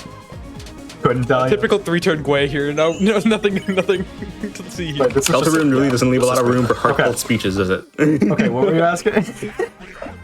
Yes. The question at hand is like, I'm interested in, I asked this to the other two runners, I'm interested in hearing kind of your own personal story about like your identity as a queer person, your relationship with that, and how that's kind of evolved over the years, whether that's in relation to speedrunning or just in general. Let me do this. Okay, 1 second. this is a very menu heavy part. I can't think. I apologize. Real quick, this is Bibliox. No, you're good. Bibliox's whole thing is that they get to select the one that's correctly spelled. So we're gonna actually misspell the first time, and then I guess the second time too. Yeah. But we are going to misspell the first time to make them tired so we can pacify them, and then spell it correctly the second time to then spare the top one. It's this, yep, and then that, and then, yeah, there you go. And then war. There you go. There we War, go. yeah, okay. Let it be known, we can answer this question later when you have time. Like, That's a focus great on the idea. game. You don't gotta worry about it. Yeah, that's a good idea. Yeah, I think The beginning of Probably this need to game is focus so menuing heavy. There's a lot of encounters right here. Yeah. Let's I'm get through the woods sorry, first. Yeah, let's do that. That's a great idea. Okay. The fun thing about Chapter 4, Chapter 4 is kind of split up into 3 different sections, and a lot of these encounters will show up later, but it's just faster to do them now because, yeah, you know, they're right there, so Yeah, might as well do them now. they're just on the way. This is the other encounter that we were talking about that Ash got it confused with. Yeah, that's the one where you have to use the Ralsei act on the bottom, not the top.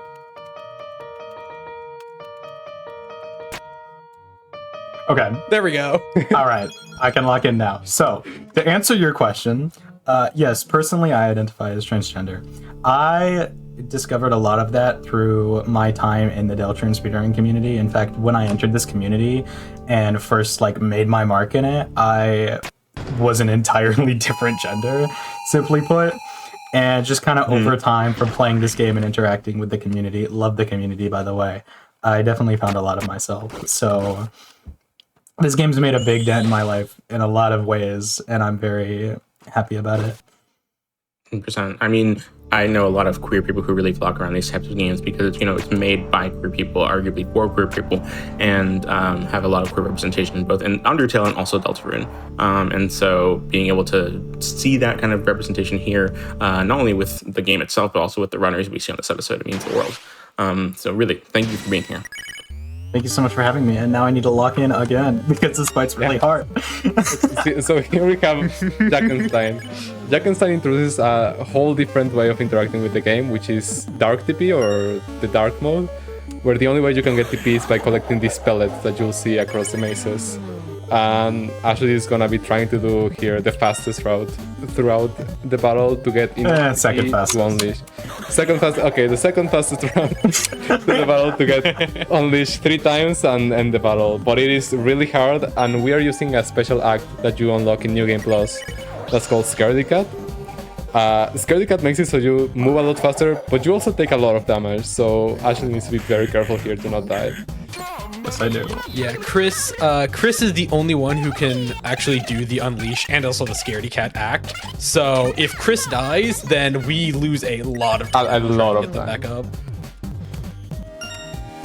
But I'm sure she's practiced this a lot. I just saw her do it, so What? crossed. Okay. I'm panicking on what turn is next. You have to remember exactly what turn is next before you even enter it, and I spend up until the turn starts remembering what the next turn is.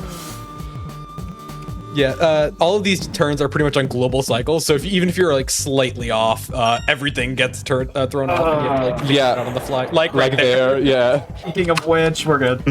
There's only there we go. 3 or 4 instances of actual RNG in the entire fight. Everything else is cycles. It's a really cool fight to get good. Yeah, this fight's going well though. Mamma mia. Oh my god, what's that on the top left? Ah! Sorry. There we go. Tutu.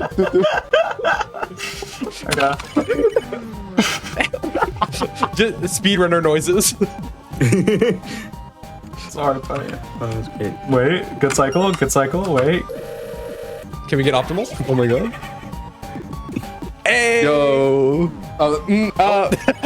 Almost a perfect last Almost turn. optimal. That's the hardest turn to get perfect, and I almost got it perfectly. Okay, whatever. I'll take it. I practiced this a lot before, and I was really worried. That was a beautiful Jackenstein. This is the second hardest fight in the game. Yup. Okay. Chapter 4 Anyway, is a really hard speedrun to get it. now we get to lock out for a bit. Yup. I don't think I'm PBing this run. Or recording. Surely. Anyway. So yeah, that was the Jackenstein fight. Very difficult, very precise. Now, I do want to preface this just beforehand because we're going to be doing a lot of stuff soon, but Jackenstein's going to give us something called the climb clause, which will let us do what climbing. If you see in the background here, there's like books that are like offset, and Chris and the gang will be able to climb them, and there's some really cool movement that Trinky here was able to route out. Hi, I'm the climbing person. Hi, Trinky. I wonder if there's like a guide there somewhere that you could use. I don't know of any. Sir, Hey, wait a minute. Oh, is that what this is? Oh, yeah. Chapter 4 Climbing Guide by Trinky. My bad. Yeah, I was just looking at that. That's so funny. Thank you, Trinky. That's so useful. Thank you so much for the guide. See, I was looking at this climbing section that we're about to do. Thank you, Trinky, for routing that. And as you can see, I'm about to do that. There we go. It all works out. can't believe you got the physical edition of the Climbing Science by Trinky 44. Oh, you mean Chapter 4 Climbing Guide by Trinky? Yeah, I make sure that I always have that open on my second monitor for these types of runs because I always forget what to do. It's really confusing. Trinky, do you want to talk to like how climbing works? Sure, I can explain how climbing works real quick because we have two climbing sections back to back here. So climbing has like two methods of movement, like the normal movement where you just hold a direction and move in that direction, and you can also jump. You can do a 1-tile jump, which just moves you 1 tile forward, a 2-tile jump, which moves you 2 tiles forward, and a 3-tile jump, which you can guess it, moves you 3 tiles forward. The interesting thing is that after a jump, you get a small speed boost, so it's always optimal to be jumping places. So routing around the different speed boosts you can get and the required jumps that you have to do across the climbs, I find it very interesting. It's less interesting that the most optimal way to move when you don't have a speed boost is just spamming like the shortest kind of jumps, but we just don't route those in because they're very hard to get consistent and you usually just lose time. And here we have one of the harder climbing sections in my opinion. You have to move around a lot of cycles with the waterfalls to get all the way up this wall. Here we can see Ashley. Surely So very this practiced. section's typically like reserved for the all bosses sections in casual because it gives you one of the golden like sheet musics that is used to unlock the No. Oh no. That was so close. Okay. It's over. It's so over. no. It's over. It's over. All right. It's fine. I tried. I practiced that, but it's You almost got it. I was so surprised. It was Oh my so God. close. There we go. yeah, I practiced that, but that is really hard. Yeah. Luckily, one of the recruits is hidden behind here. Yeah, it's water cooler. Oh, how What am I I do doing? it? Bubble. Uh-oh. This is actually a chapter 3 run. We played that one. How does a water cooler attack? Oh, like that. Oh, you'll see. Like this. See, that's why I did that. I missed menu to show you guys how a water cooler attacks. What did you even do? I did not even see what you did. It's fine. I didn't SR action on the first turn. Oh, okay. But yeah. But this is there's, how like, a Miss Mizzle spirit in attacks. the water. Yeah. This is Miss Mizzle. She's not even holy elemental. Like, such a fraud. In the church, but not even holy. It's crazy. Yeah, so we're just nuzzling twice to make her tired, and then we can just pacify using also. That's the very nice way and convenient way. And we only need, since that's a mini boss, technically, you only need one of them to recruit the entire encounter. So that was the Miss Missile recruit. And now we will continue to not use those new notes that we just learned because we don't want to go fight that Seekers boss. We're only interested in the friends. Because I promised love friends. this beforehand. I don't know why I can't menu anyway. It's the nerd. This is friendship, the speed run. Exactly. You know, Steve in the last run wanted us to be more whimsical. This is the joy and whimsy right here. Oh, This is what Pride Deltarune is all is about. just a joy and whimsy. The beginning of this chapter is joy and whimsy. Just maybe don't stick around for the last part if you're really stuck on that joy and whimsy. Anyway, this is another every joy climbing and cycle. whimsy has- This cycle is a lot easier, so I'm probably gonna be getting it. Yeah.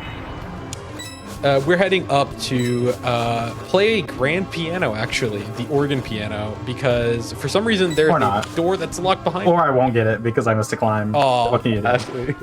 And anyways, just barely. We're taking a detour first. We have to get this chest over here, which has an item that we will see later.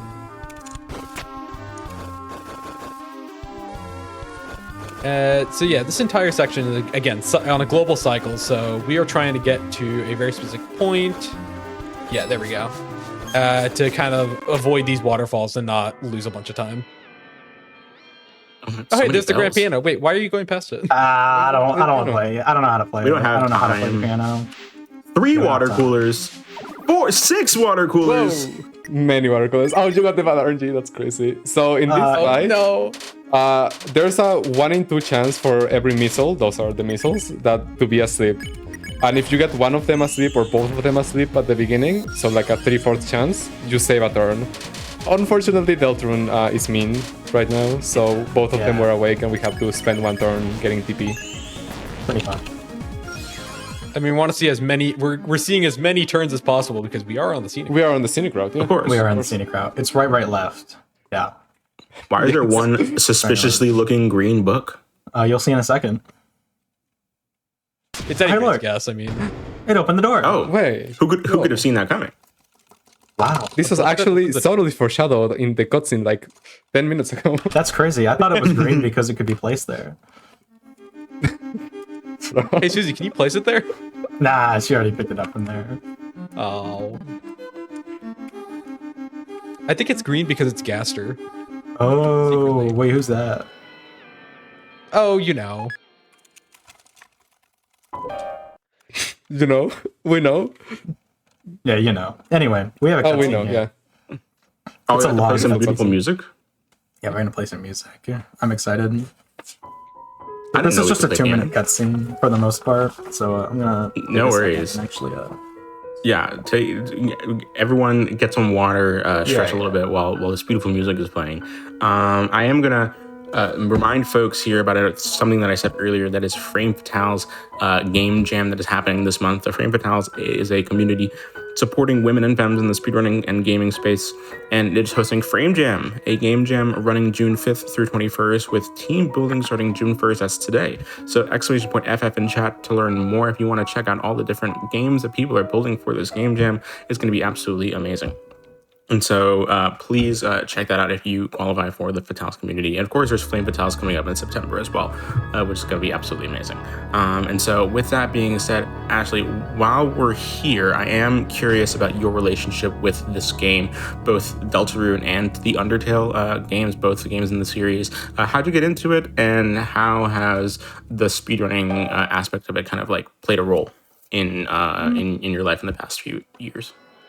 I got into Undertale first a long time ago, just downloading it on my Switch one day and then playing the entire thing, every ending in one sitting. But I kind of dropped it after that, and it wasn't until I found like an Undertale speedrun one time and was like, you know what?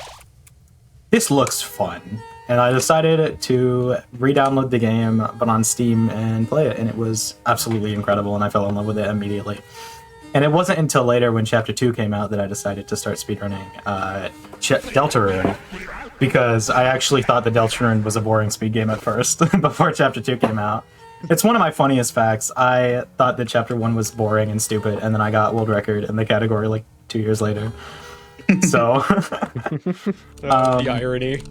Yeah, and since then, this has just been like a very, very large part of my life, and I've held multiple records in this game, and been there for most of its development.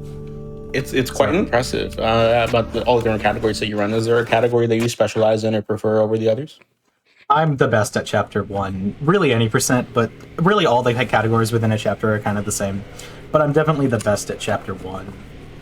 That's kind of where I shine and where I have shown historically. Definitely. Do you ever go back to the first game, Undertale, and speedrun that? Occasionally, not nearly as much anymore, but I do dabble. It's fun. It's a lot more glitch heavy than this game. Oh, that's for sure, 100%. Real quick, we do have a bit of complicated climbing right here. Pretty much, there's a lot of different cycles related to these swords. There's a couple different ways to do this, but we're gonna go for what's pretty much like the fastest. We're gonna take a damage boost actually right here. Yep. Yeah. I screwed it up.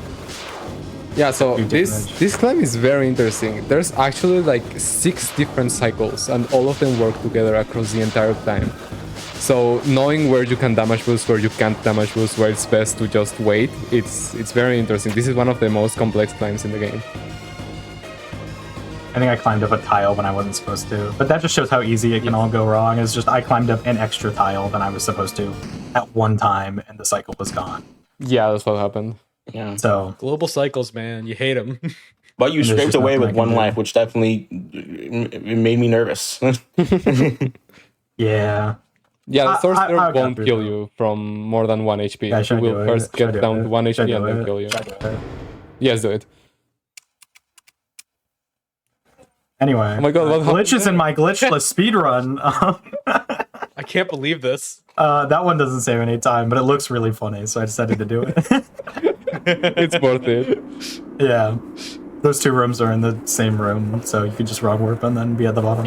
Yeah, the cutscene extends all the way to the bottom, so you can just whoop teleport up. Anyway, and that's chapter 4. We're done. Yay, we're done. Yay. We sealed the fountain. Time to go home, sleep, and Hey, wait I a don't know, minute. Wait, what's that? butterscotch pie. Wait a minute. Wait, what is This isn't- happening? This doesn't look like the end. Oh, it's cutscenes. Yay! I love Silly me. cutscenes. I didn't think there'd be any more of His those. favorite pastime. Yeah, so we have a little bit of a cutscene before we get into Second Sanctuary, which is the second part of the game, as implied by the name Second Sanctuary. Because this is glitchless, we're going to be playing through the entire thing, and it's quite interesting. But in a glitch speedrun, we would do a single wrong warp and skip all of it, saving 9 minutes. Yep. But we don't worry This about is that. the scenic route. We need to This see is everything. the scenic. We need to see wanna everything, See everything, Yeah, except exactly. the glitches. We don't want to see the glitches. Except that Exactly. one. Yeah. And so, with this being said, is there anything that you might show off in like a normal speedrunning event, like a normal marathon run, that you might not have the time to typically explain that you'd like for people to know about, whether it's the specific run or just Deltarune in general, that maybe you wouldn't put in commentary as frequently? A nice little aspect about this game that you think goes unnoticed? That's a great question. I don't know. There's a funny crisp right here. Yeah, I love. But I would mention that. I don't know. I feel like most mean, if- things if that I you- want to mention, I mention. I don't know. Yeah, if either of your commentators have like an answer to that question, that's I'm happy to hear. If not, that's also perfectly fine. Like maybe you explain everything that you could. Commentators who I mean, I guess one of the core parts of Deltarune that doesn't always get brought up in a marathon is the movement mechanics. It gets brought up often, but not all the time. In Deltarune, you start like walking and then you build up to running speed. But if you touch a wall or if you bump against something else, you lose like that this. running speed. I'll show you. See? I had to build up speed again. Like that, yeah. So Ashley had to build up speed again. So that's one of the most important parts across Deltarune. Not bumping, not losing speed, and keeping speed throughout like the tight corners. That's like the core gameplay of Deltarune outside of the menu in the battles. Speaking of battles, we have one. Wingblade.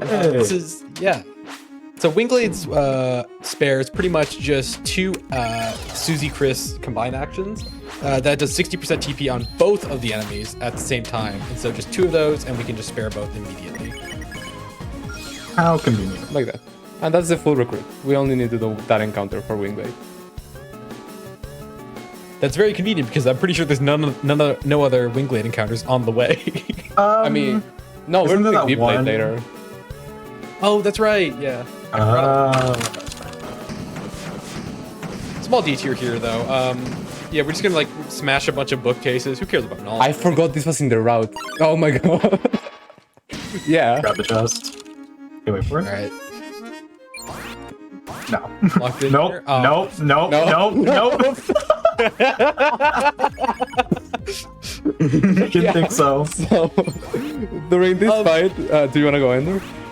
Yeah, sure. So organic is a funny encounter because you want to harmonize with it, which means keeping the soul in the green area builds up spare percentage over time. So the location of those actual green bars is random, and sometimes it's just completely out of reach. And if you're really lucky, you can finish it in one turn and just spare them the next one. But if you're really unlucky, like right there, you just can't reach them half the time. Yup. Yeah, they were just completely out of the way. That was crazy. And so the reason I went to that encounter specifically is because there's an item in the chest called the Power Band, which I put on Susie, and it's going to help us a lot later. Because it does a lot of damage.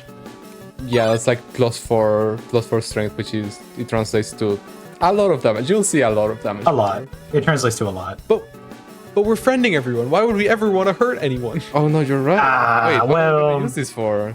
Sometimes when you're too nice, you gotta turn a little evil. I guess. Okay, I don't think you do. I don't think that that's a thing you gotta do. I don't know. To be nice. I feel like once you get to a certain nice, you just can't keep it. You know what I mean? You gotta revert back. Yeah. Like if you feel like you don't get to that point ever, then you're not being nice enough.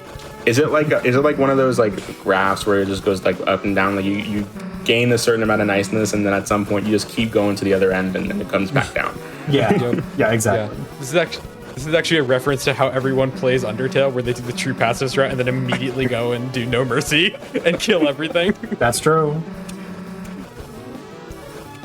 Anyways, this climb here is one of the hardest cycles to hit in the game. If you go for the fastest one, it saves like a second and a half, and it's just like most people just don't even go for it. It's not even worth it. Yeah, I did a little trick there, a route I actually made myself called not bothering. Yeah. Where I just did the climbing decently fast and it worked. So take notes. I have that in my own climbing guide. Speaking of Undertale. Yeah. Hey, wow, that's the Undertale battle mechanic right there for some reason. Wingblade has like a harmonized thing similar to Organic. Or sorry, Wickabell, yeah. Wickabell has a harmonized thing where if the closer to the center you hit there, the more spare percentage you get. The optimal way to do this is actually the exact same as killing a Ruin's Frogget. So, not the way I did it. I tried to do good damage. I wanted to quad, but I can't. So, but optimally, you just hit it in the red twice. Are you gonna beat Susie? Of course. What? Let's go. Am I gonna beat Susie? Come on. See, Bro thinks I'm new. They think I'm new. That's a good example of where you need to keep speed during an entire room to beat Susie in a race that does not matter at all. It isn't a race at all, yeah. Who's that? Old man. There's another climb here, hang on. Yeah, we're gonna take a quick detour. Some more climbing though.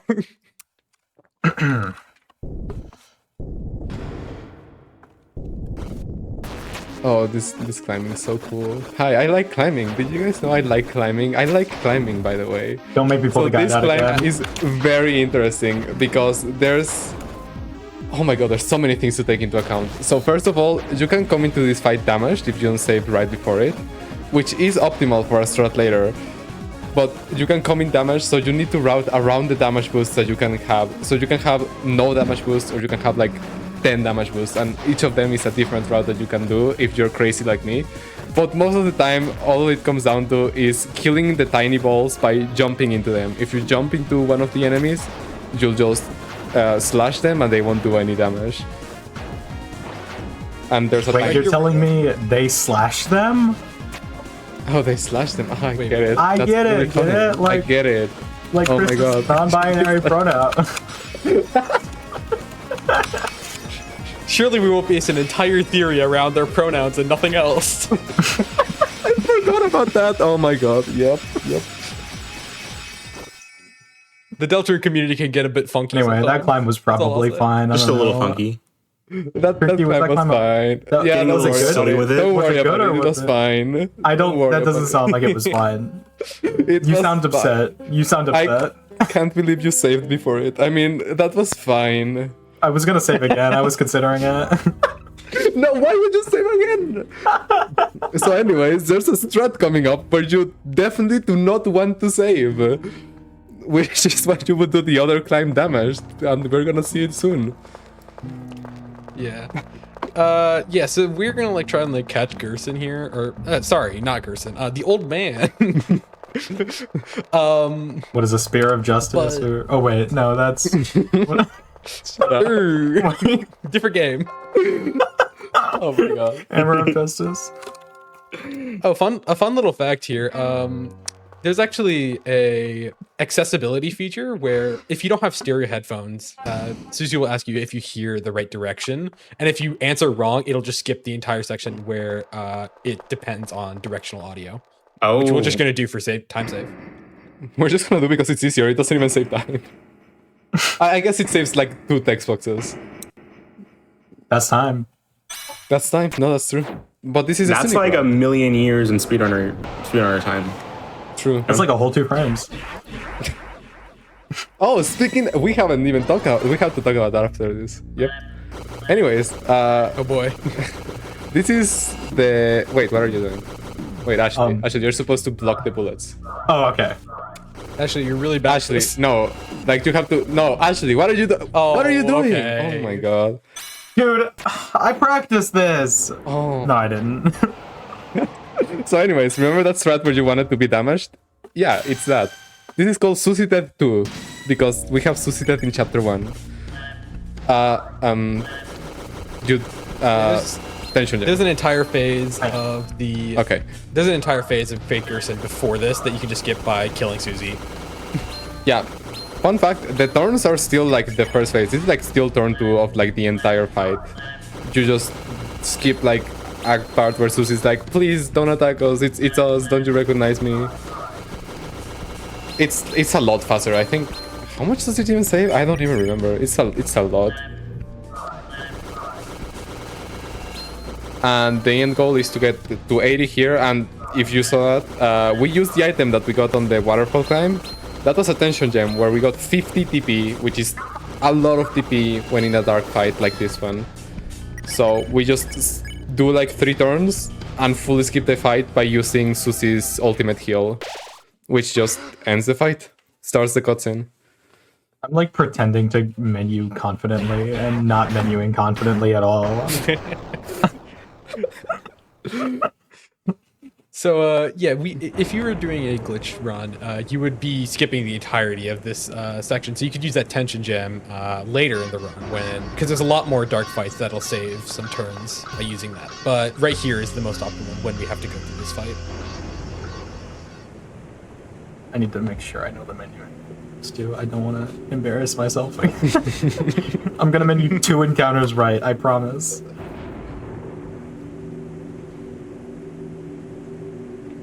So anyways, the thing I said we haven't even talked about. So we are actually not running in vanilla Deltarune. The community allows a mod that's called the 30 TBPS mod, the 30 text boxes per second mod. Because in vanilla Deltarune, the auto masher only mashes 15 text boxes every second instead of the 30 that is the max. So at some point it was it was figured out that you could actually like turn off the auto masher and then mash yourself faster than 15 text boxes per second, and that was a strat for a few months in chapter 2. And then we decided that we actually don't like having to mash every single text box manually, so we just allowed a mod that mashes all of them perfectly. What, do you not want carpal tunnel? Decide that. Do you not want carpal tunnel trying to speedrun this game? We Is that what you're actually saying? don't. We don't. It's kind We of already have it. take. It's way too late for that, but we Shocking. don't. Turns out pressing 30 buttons a second is really bad for your hands. Yeah, it's rough. But yeah, so we just sealed another fountain. Surely there's more, right? Really. There's a That's joke the end of the here, game. and- We're done. Yippee! Yay! Wait, what's happening? And Ominous dark clouds. That's how chapter 2 ended. Surely this is the end of the chapter. hey, wait a minute. Wait, Oh. wait. There's more stuff after this. I thought that was it. We even fought a boss. It takes so much restraint to not just wrong warp here. I don't run glitchless enough. Don't do it. Don't do it. Don't do it. Okay. Just hold up. Just hold up. Okay. There we go. Hey! Ew. Plus 1. There's a wrong warp there that saves 10 seconds. Hey, who left the ringer on? You gonna get that? Trinky? Hang on. Sorry? Oh, is that me? Oh, sorry. Wait, no, that's not me. Oh, is that me? Was it me? Sorry. So anyway, That's fine. we're gonna The run. is this much of a banger. We're gonna run into one of these books because we're still missing one of the Bibliox recruits, and this is one of the most complex like recruits in the game. Which I mean, it's still only My 2 game's turns like- of menuing. What? I just saw something that I had never seen in this game.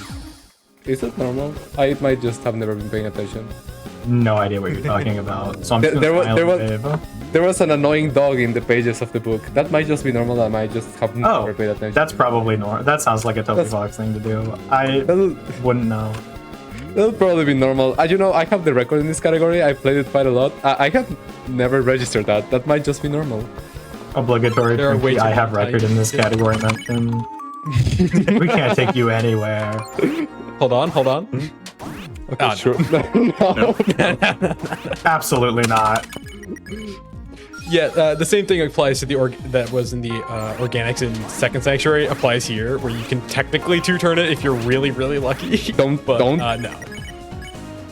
I could- Oh, don't die. But Yeah, don't you're right. die. Yeah, that would have been bad. Nah, well. I think we should call these guys Really bad for your harmonics health. instead of organics. I think harmonic is the better name. I thought they were harmonic for the longest time, and I kind of understand why. They like harmonize, they don't organize. But they're I get it. Oh, are they?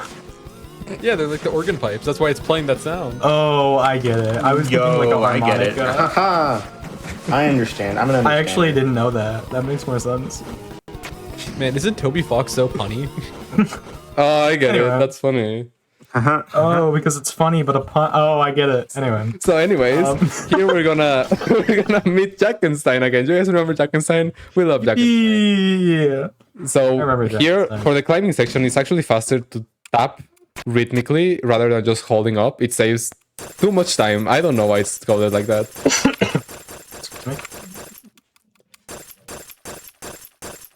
And here we're gonna see the all I can recruits. tap It's the rhythm. title drop.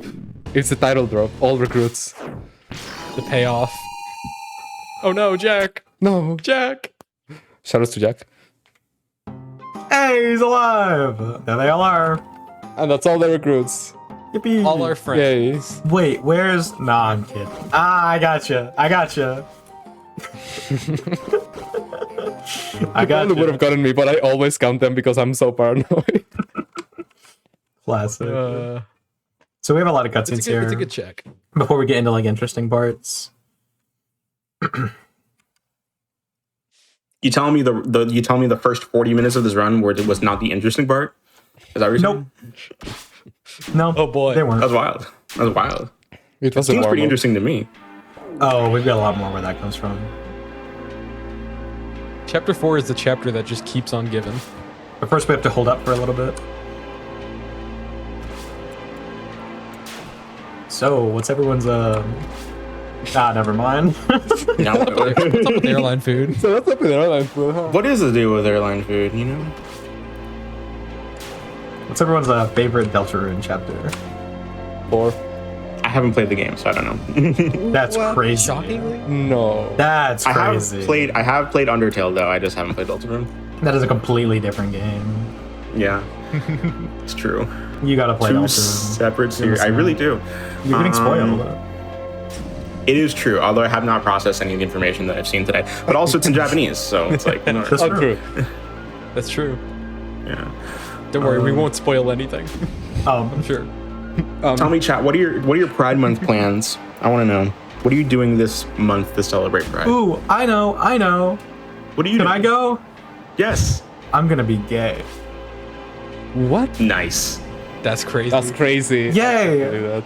Alright, Nice. now you guys start. I was thinking of doing the same thing actually. Okay, Ender? I'm not gonna be gay. What? Sorry, guys. I hate to What? break the chain. Sorry guys, diversity. Oh my god. Who invited Ender here? Oh my god. Oh my goodness. Doug Scholar. Anyway. God. We are coming up on the home stretch of this run. My goodness, time is flying. Yep, we Yeah, got a it couple more very action-packed segments coming up though. So Yeah, these cutscenes. you wanna? So usually, when you're at these cutscenes and you're on a good pace, you take all of this time that we've been talking to calm yourself down, because this is where it gets real. This is where it actually starts to get hard.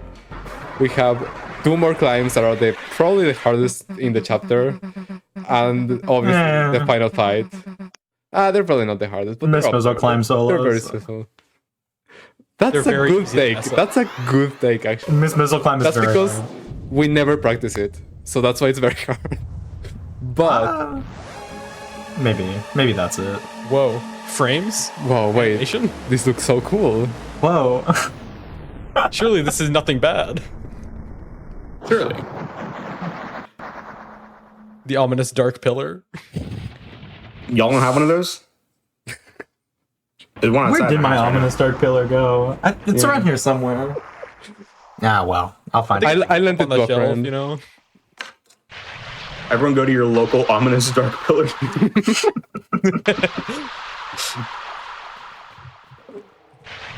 All right, time to lock in a second. And this cutscene go, lasts go. forever. Okay. So Titan Climb 1. Titan Climb 1 mixes like the night climb and the waterfall climbs, because there's waterfalls that hurt you, so you need to be careful not to get hit because it's slower, and you need to hit all of the cycles, which is hard. So we're gonna see Ashley here do the amazing route. Almost perfectly. Trying to skip these waterfalls here to get aligned on the cycle. On the waterfalls later, because there's like 3 different cycles to keep in mind. This is the second one. And then we're gonna fall down after this. I didn't Killing the glance balls on as the well. climbing guide before this. I'm nervous. And we have to dodge these ones, which these ones are just really tricky to dodge. No, they're not. You can No, you they're- can jump over the fountains or like the waterfalls to avoid taking damage from them. We use it to like skip a couple cycles, but they're really hard to do sometimes. And fun fact, you can actually climb over them without jumping. There's a 1 frame window where you can just climb normally and it just doesn't hit you. I actually didn't know that. It's really funny. That was a pretty good Titan Climb one, honestly. That was take very it. good. Yeah. Other than like one mistake early on, but the cycles lined up pretty well. So remember that tension gem we used? This is where we would normally use it, but ooh, we gotta do some extra turns now. Yay, time loss. I mean, This is what we get for running glitchless. no, but it's a scenic route. We have to see everything. Exactly. But now we don't get to see the turn saves here. Oh, I You get can it. never We don't see the any ones. everything, right? Like, technically it's impossible. I wonder if there's a category that's like true reset, all chapters, all bosses, all recruits, glitchless, extended. Like that would be like. What about like crazy true category. pacifist ending in chapter 1? Oh, true passive. That's right. that's what happens when me and Mr. Shasta cross over our shows. Just a completionist run that is also glitchless. Just be the longest run of your life. Maybe like a 6 hours, 45 minutes, give or take.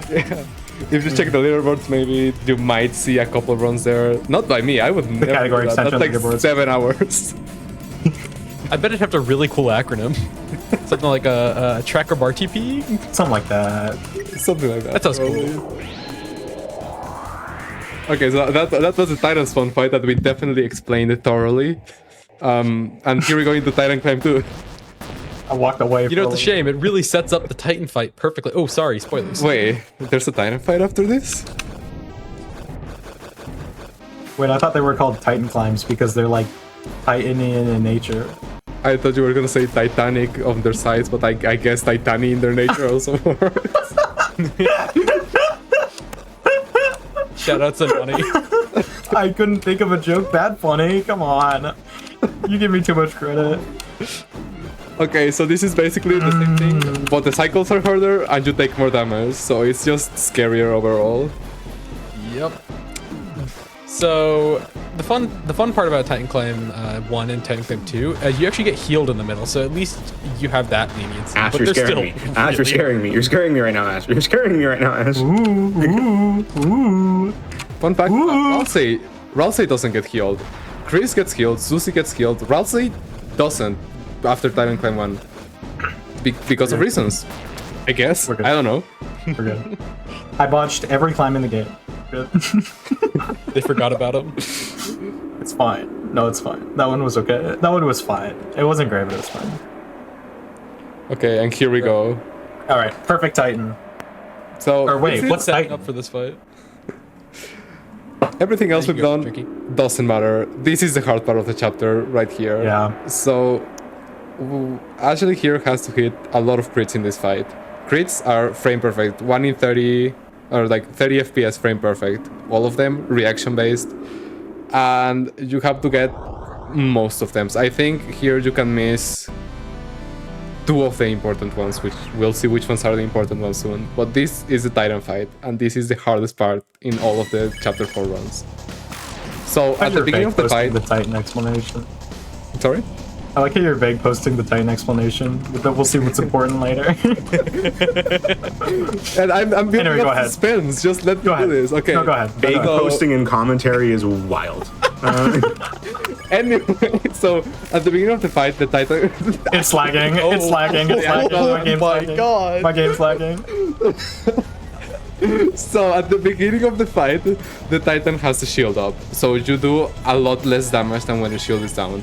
So the first thing that we want to do is build up to 80 TP on the bar on the left, so that we can use Unleash and do actually real damage. It is possible to do in 3 turns, but it's quite hard. Let's see if Ashley gets it here. That looks good. Oh, just Aw. the miscrit. Because what am I doing? Okay, Oh. We're fine. We're fine. So my game's lagging. You can it's fine. get to 80 there and save 1 turn, or you can actually save the turn again later, but that's way harder to do. Yeah, I'm not doing that.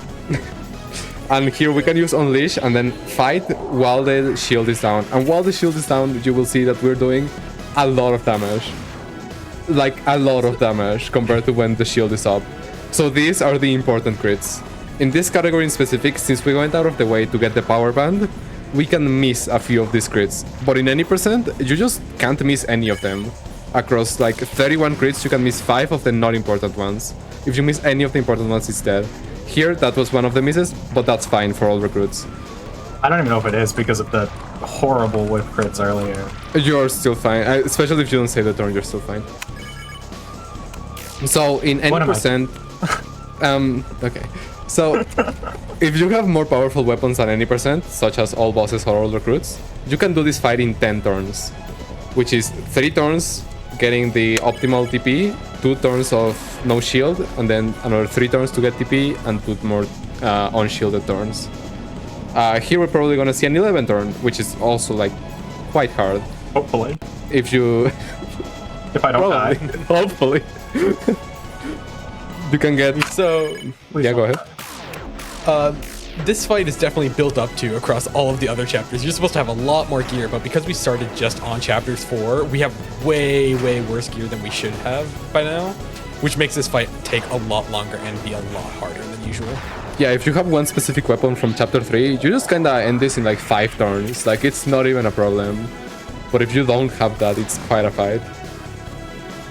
If you want to see that, there's a cool GDQ Hotfix run that showcases that. Oh my That's god, true. guys. What? It's almost like you've done this before. No, shoutouts.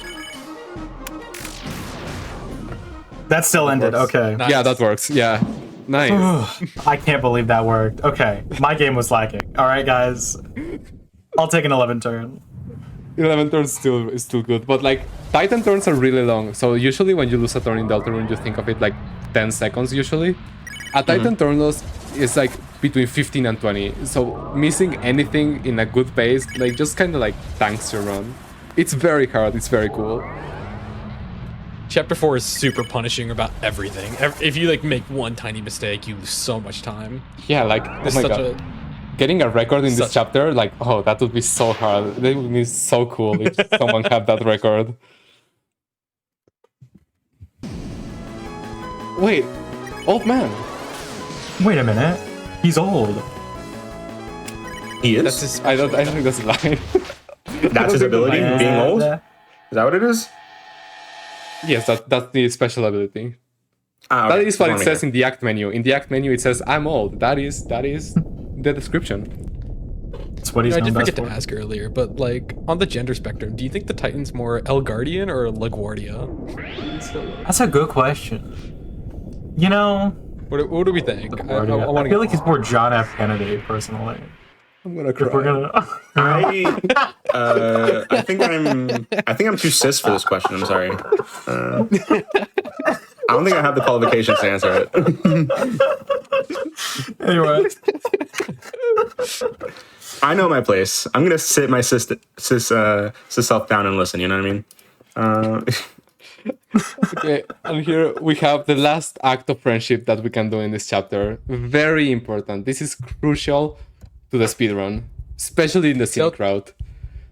Deltarune is full of joy and whimsy. Nothing. Yeah, don't worry about too much about what's happening in the background. It's fine. We're friendship. We made so many friends. dude, how did the floor move like that? That's crazy. Oh, she spilled ketchup on her hand. Did someone get a napkin? I think Sans has some experience about that. Maybe we should go ask him. Who? Special character we'll see in a little bit. I guess we will see him in a little bit, yeah. Ashley, don't you dare. Don't you dare. I know you. Ashley, no! Ashley! It's the Scenic Route. It's all recruits. You have to do it. Monster. Oh my god. What can you do? I guess it's time save. It's I time. guess. It's slower. I don't What can know. you do? I also don't know which choice is which in Japanese, so I don't know. So funny. What? Valid. Yeah, you would never Can't believe you didn't choose. hug the goat. You would never choose the not hug the goat option intentionally. That would never happen, right? Nope, not me. Nope. Nuh-uh. I wouldn't do that. Anyway, that's chapter 4 for the most part. We still got like a little bit more before we get to timing. But Yeah, but that's after Titan. You're basically done. this you're is the really, last like, fountain. celebrating. Yeah. Actually, the while last we're- one. Victory lap.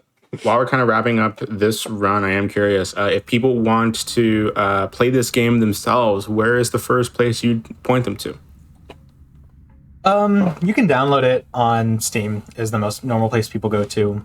The demo is free for that includes chapters 1 and 2, but all 4 chapters can be purchased as full release for I want to say $25 on Steam. It's also available on Switch and pretty much every console. See Switch, Xbox. I think it's on PlayStation. No. It is on and- PlayStation. There's a funny thing about the PlayStation version, actually. And what are like the main places or resources that you direct people to if they want to like learn the speedrun themselves? The best place you can go is just if you go to the speedrun.com page for Deltarune, joining the Fast Little Boys Discord server is the best place to start. We have a wonderful, extremely amazing, accepting community for literally anyone who will absolutely help you start any chapter of the game. And we have a lot of wonderful resources and guides on the speedrun.com page. We're always open to Real quick. more runners. Real quick, Susie's just getting some advice about the ketchup that you just spilled on her hand. Yeah, that's why Sans is there. She didn't like her advice. She wasn't a fan. It's not on Xbox. It's not on Xbox. Oops. It is not on Xbox. It's not on Xbox. PlayStation. That's on me, guys. I don't have an Xbox. It's on Steam. And oh, okay, time ends here. Okay, time. Sorry. Time ends there. Okay, that one's on me. We were talking about where to find Deltarune. Time ends there. Time ends when walking up the stairs. My time was a 57:09. So Nice. That's really good. That's really good. And so thank you so much, Ash, for doing that. But we're actually not quite done. We have a little surprise for you all today. A little bit of background. I pitched this show idea as like inspiration off of another project that I do that Cutie was mentioning earlier, No Glitches Allowed Marathon that I actually just finished organizing last night. And as an incentive sometimes, the theme of course is glitchless and no major glitches runs. As an incentive sometimes we'll let a runner show off a glitch showcase. And so Richard, our producer, and Ash over here wanted to show something off, and I thought, in the spirit of No Glitches Allowed and what this originally was inspired off of, why not show off a little bit of a glitch as a treat for y'all tonight to wrap things up? This is so cool. Yeah. Go ahead, Ash. Okay, this is in chapter 4. Yeah, this is chapter 3, but there was a new glitch found quite literally yesterday. If you've ever played chapter 3, this is the second board, right? And normally it's this big thing, you get the camera, and you have to play through the entire section. But, huge new glitch saves like 4.5 minutes, so I'm going to showcase it real quick. So, one thing you can do really cool here, you can get onto this raft and use the camera and place it right there, right? And then while holding left here, if you do ZX and then a frame later do enter, you can like overflow it kind of, and that way right now I can get off and I have movement with the camera open, right? And if I walk out of the room transition here on the left and then immediately hold right and close the camera. Okay, let me try again.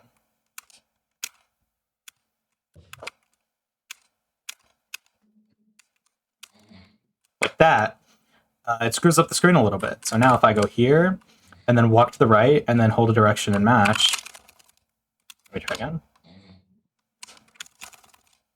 Like that, I get out of bounds. And if I go up here,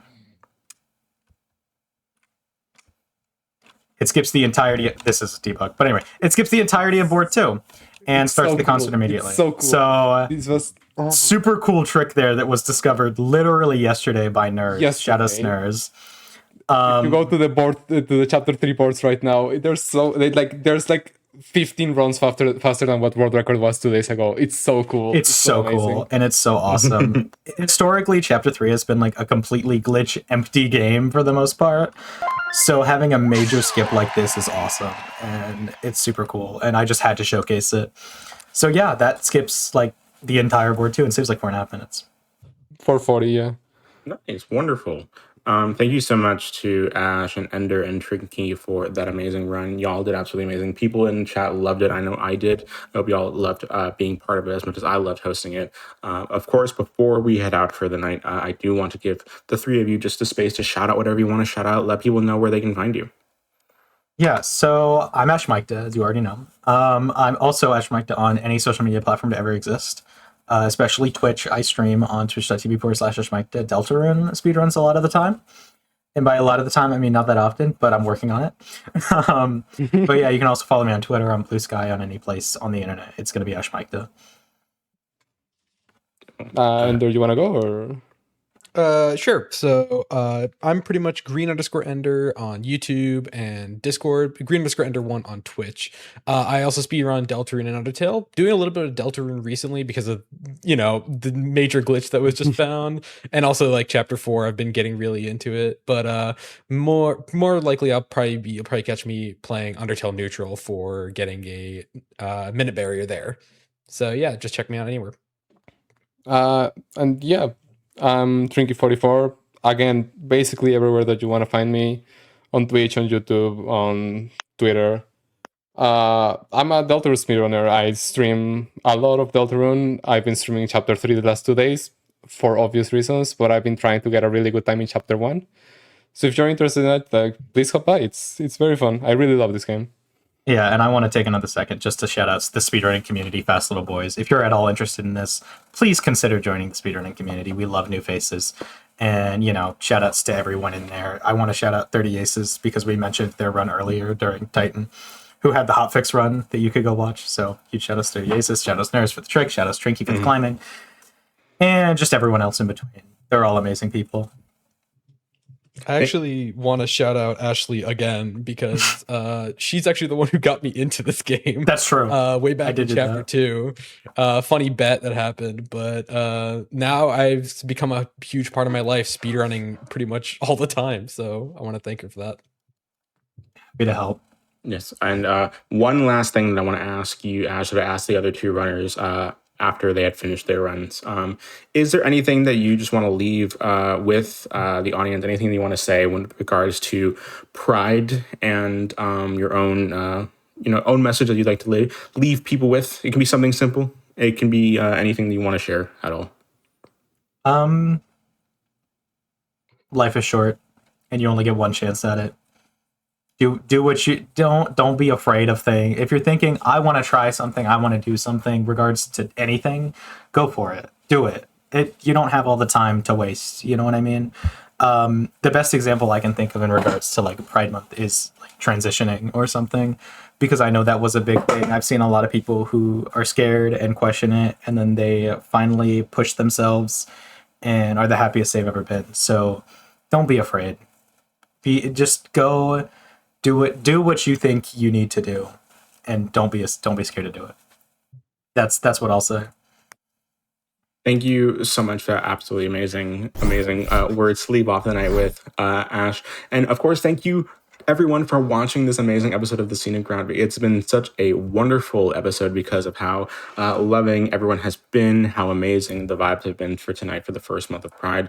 I can see the joy in chat. I can see the joy in all of these runners and commentators that have been here today.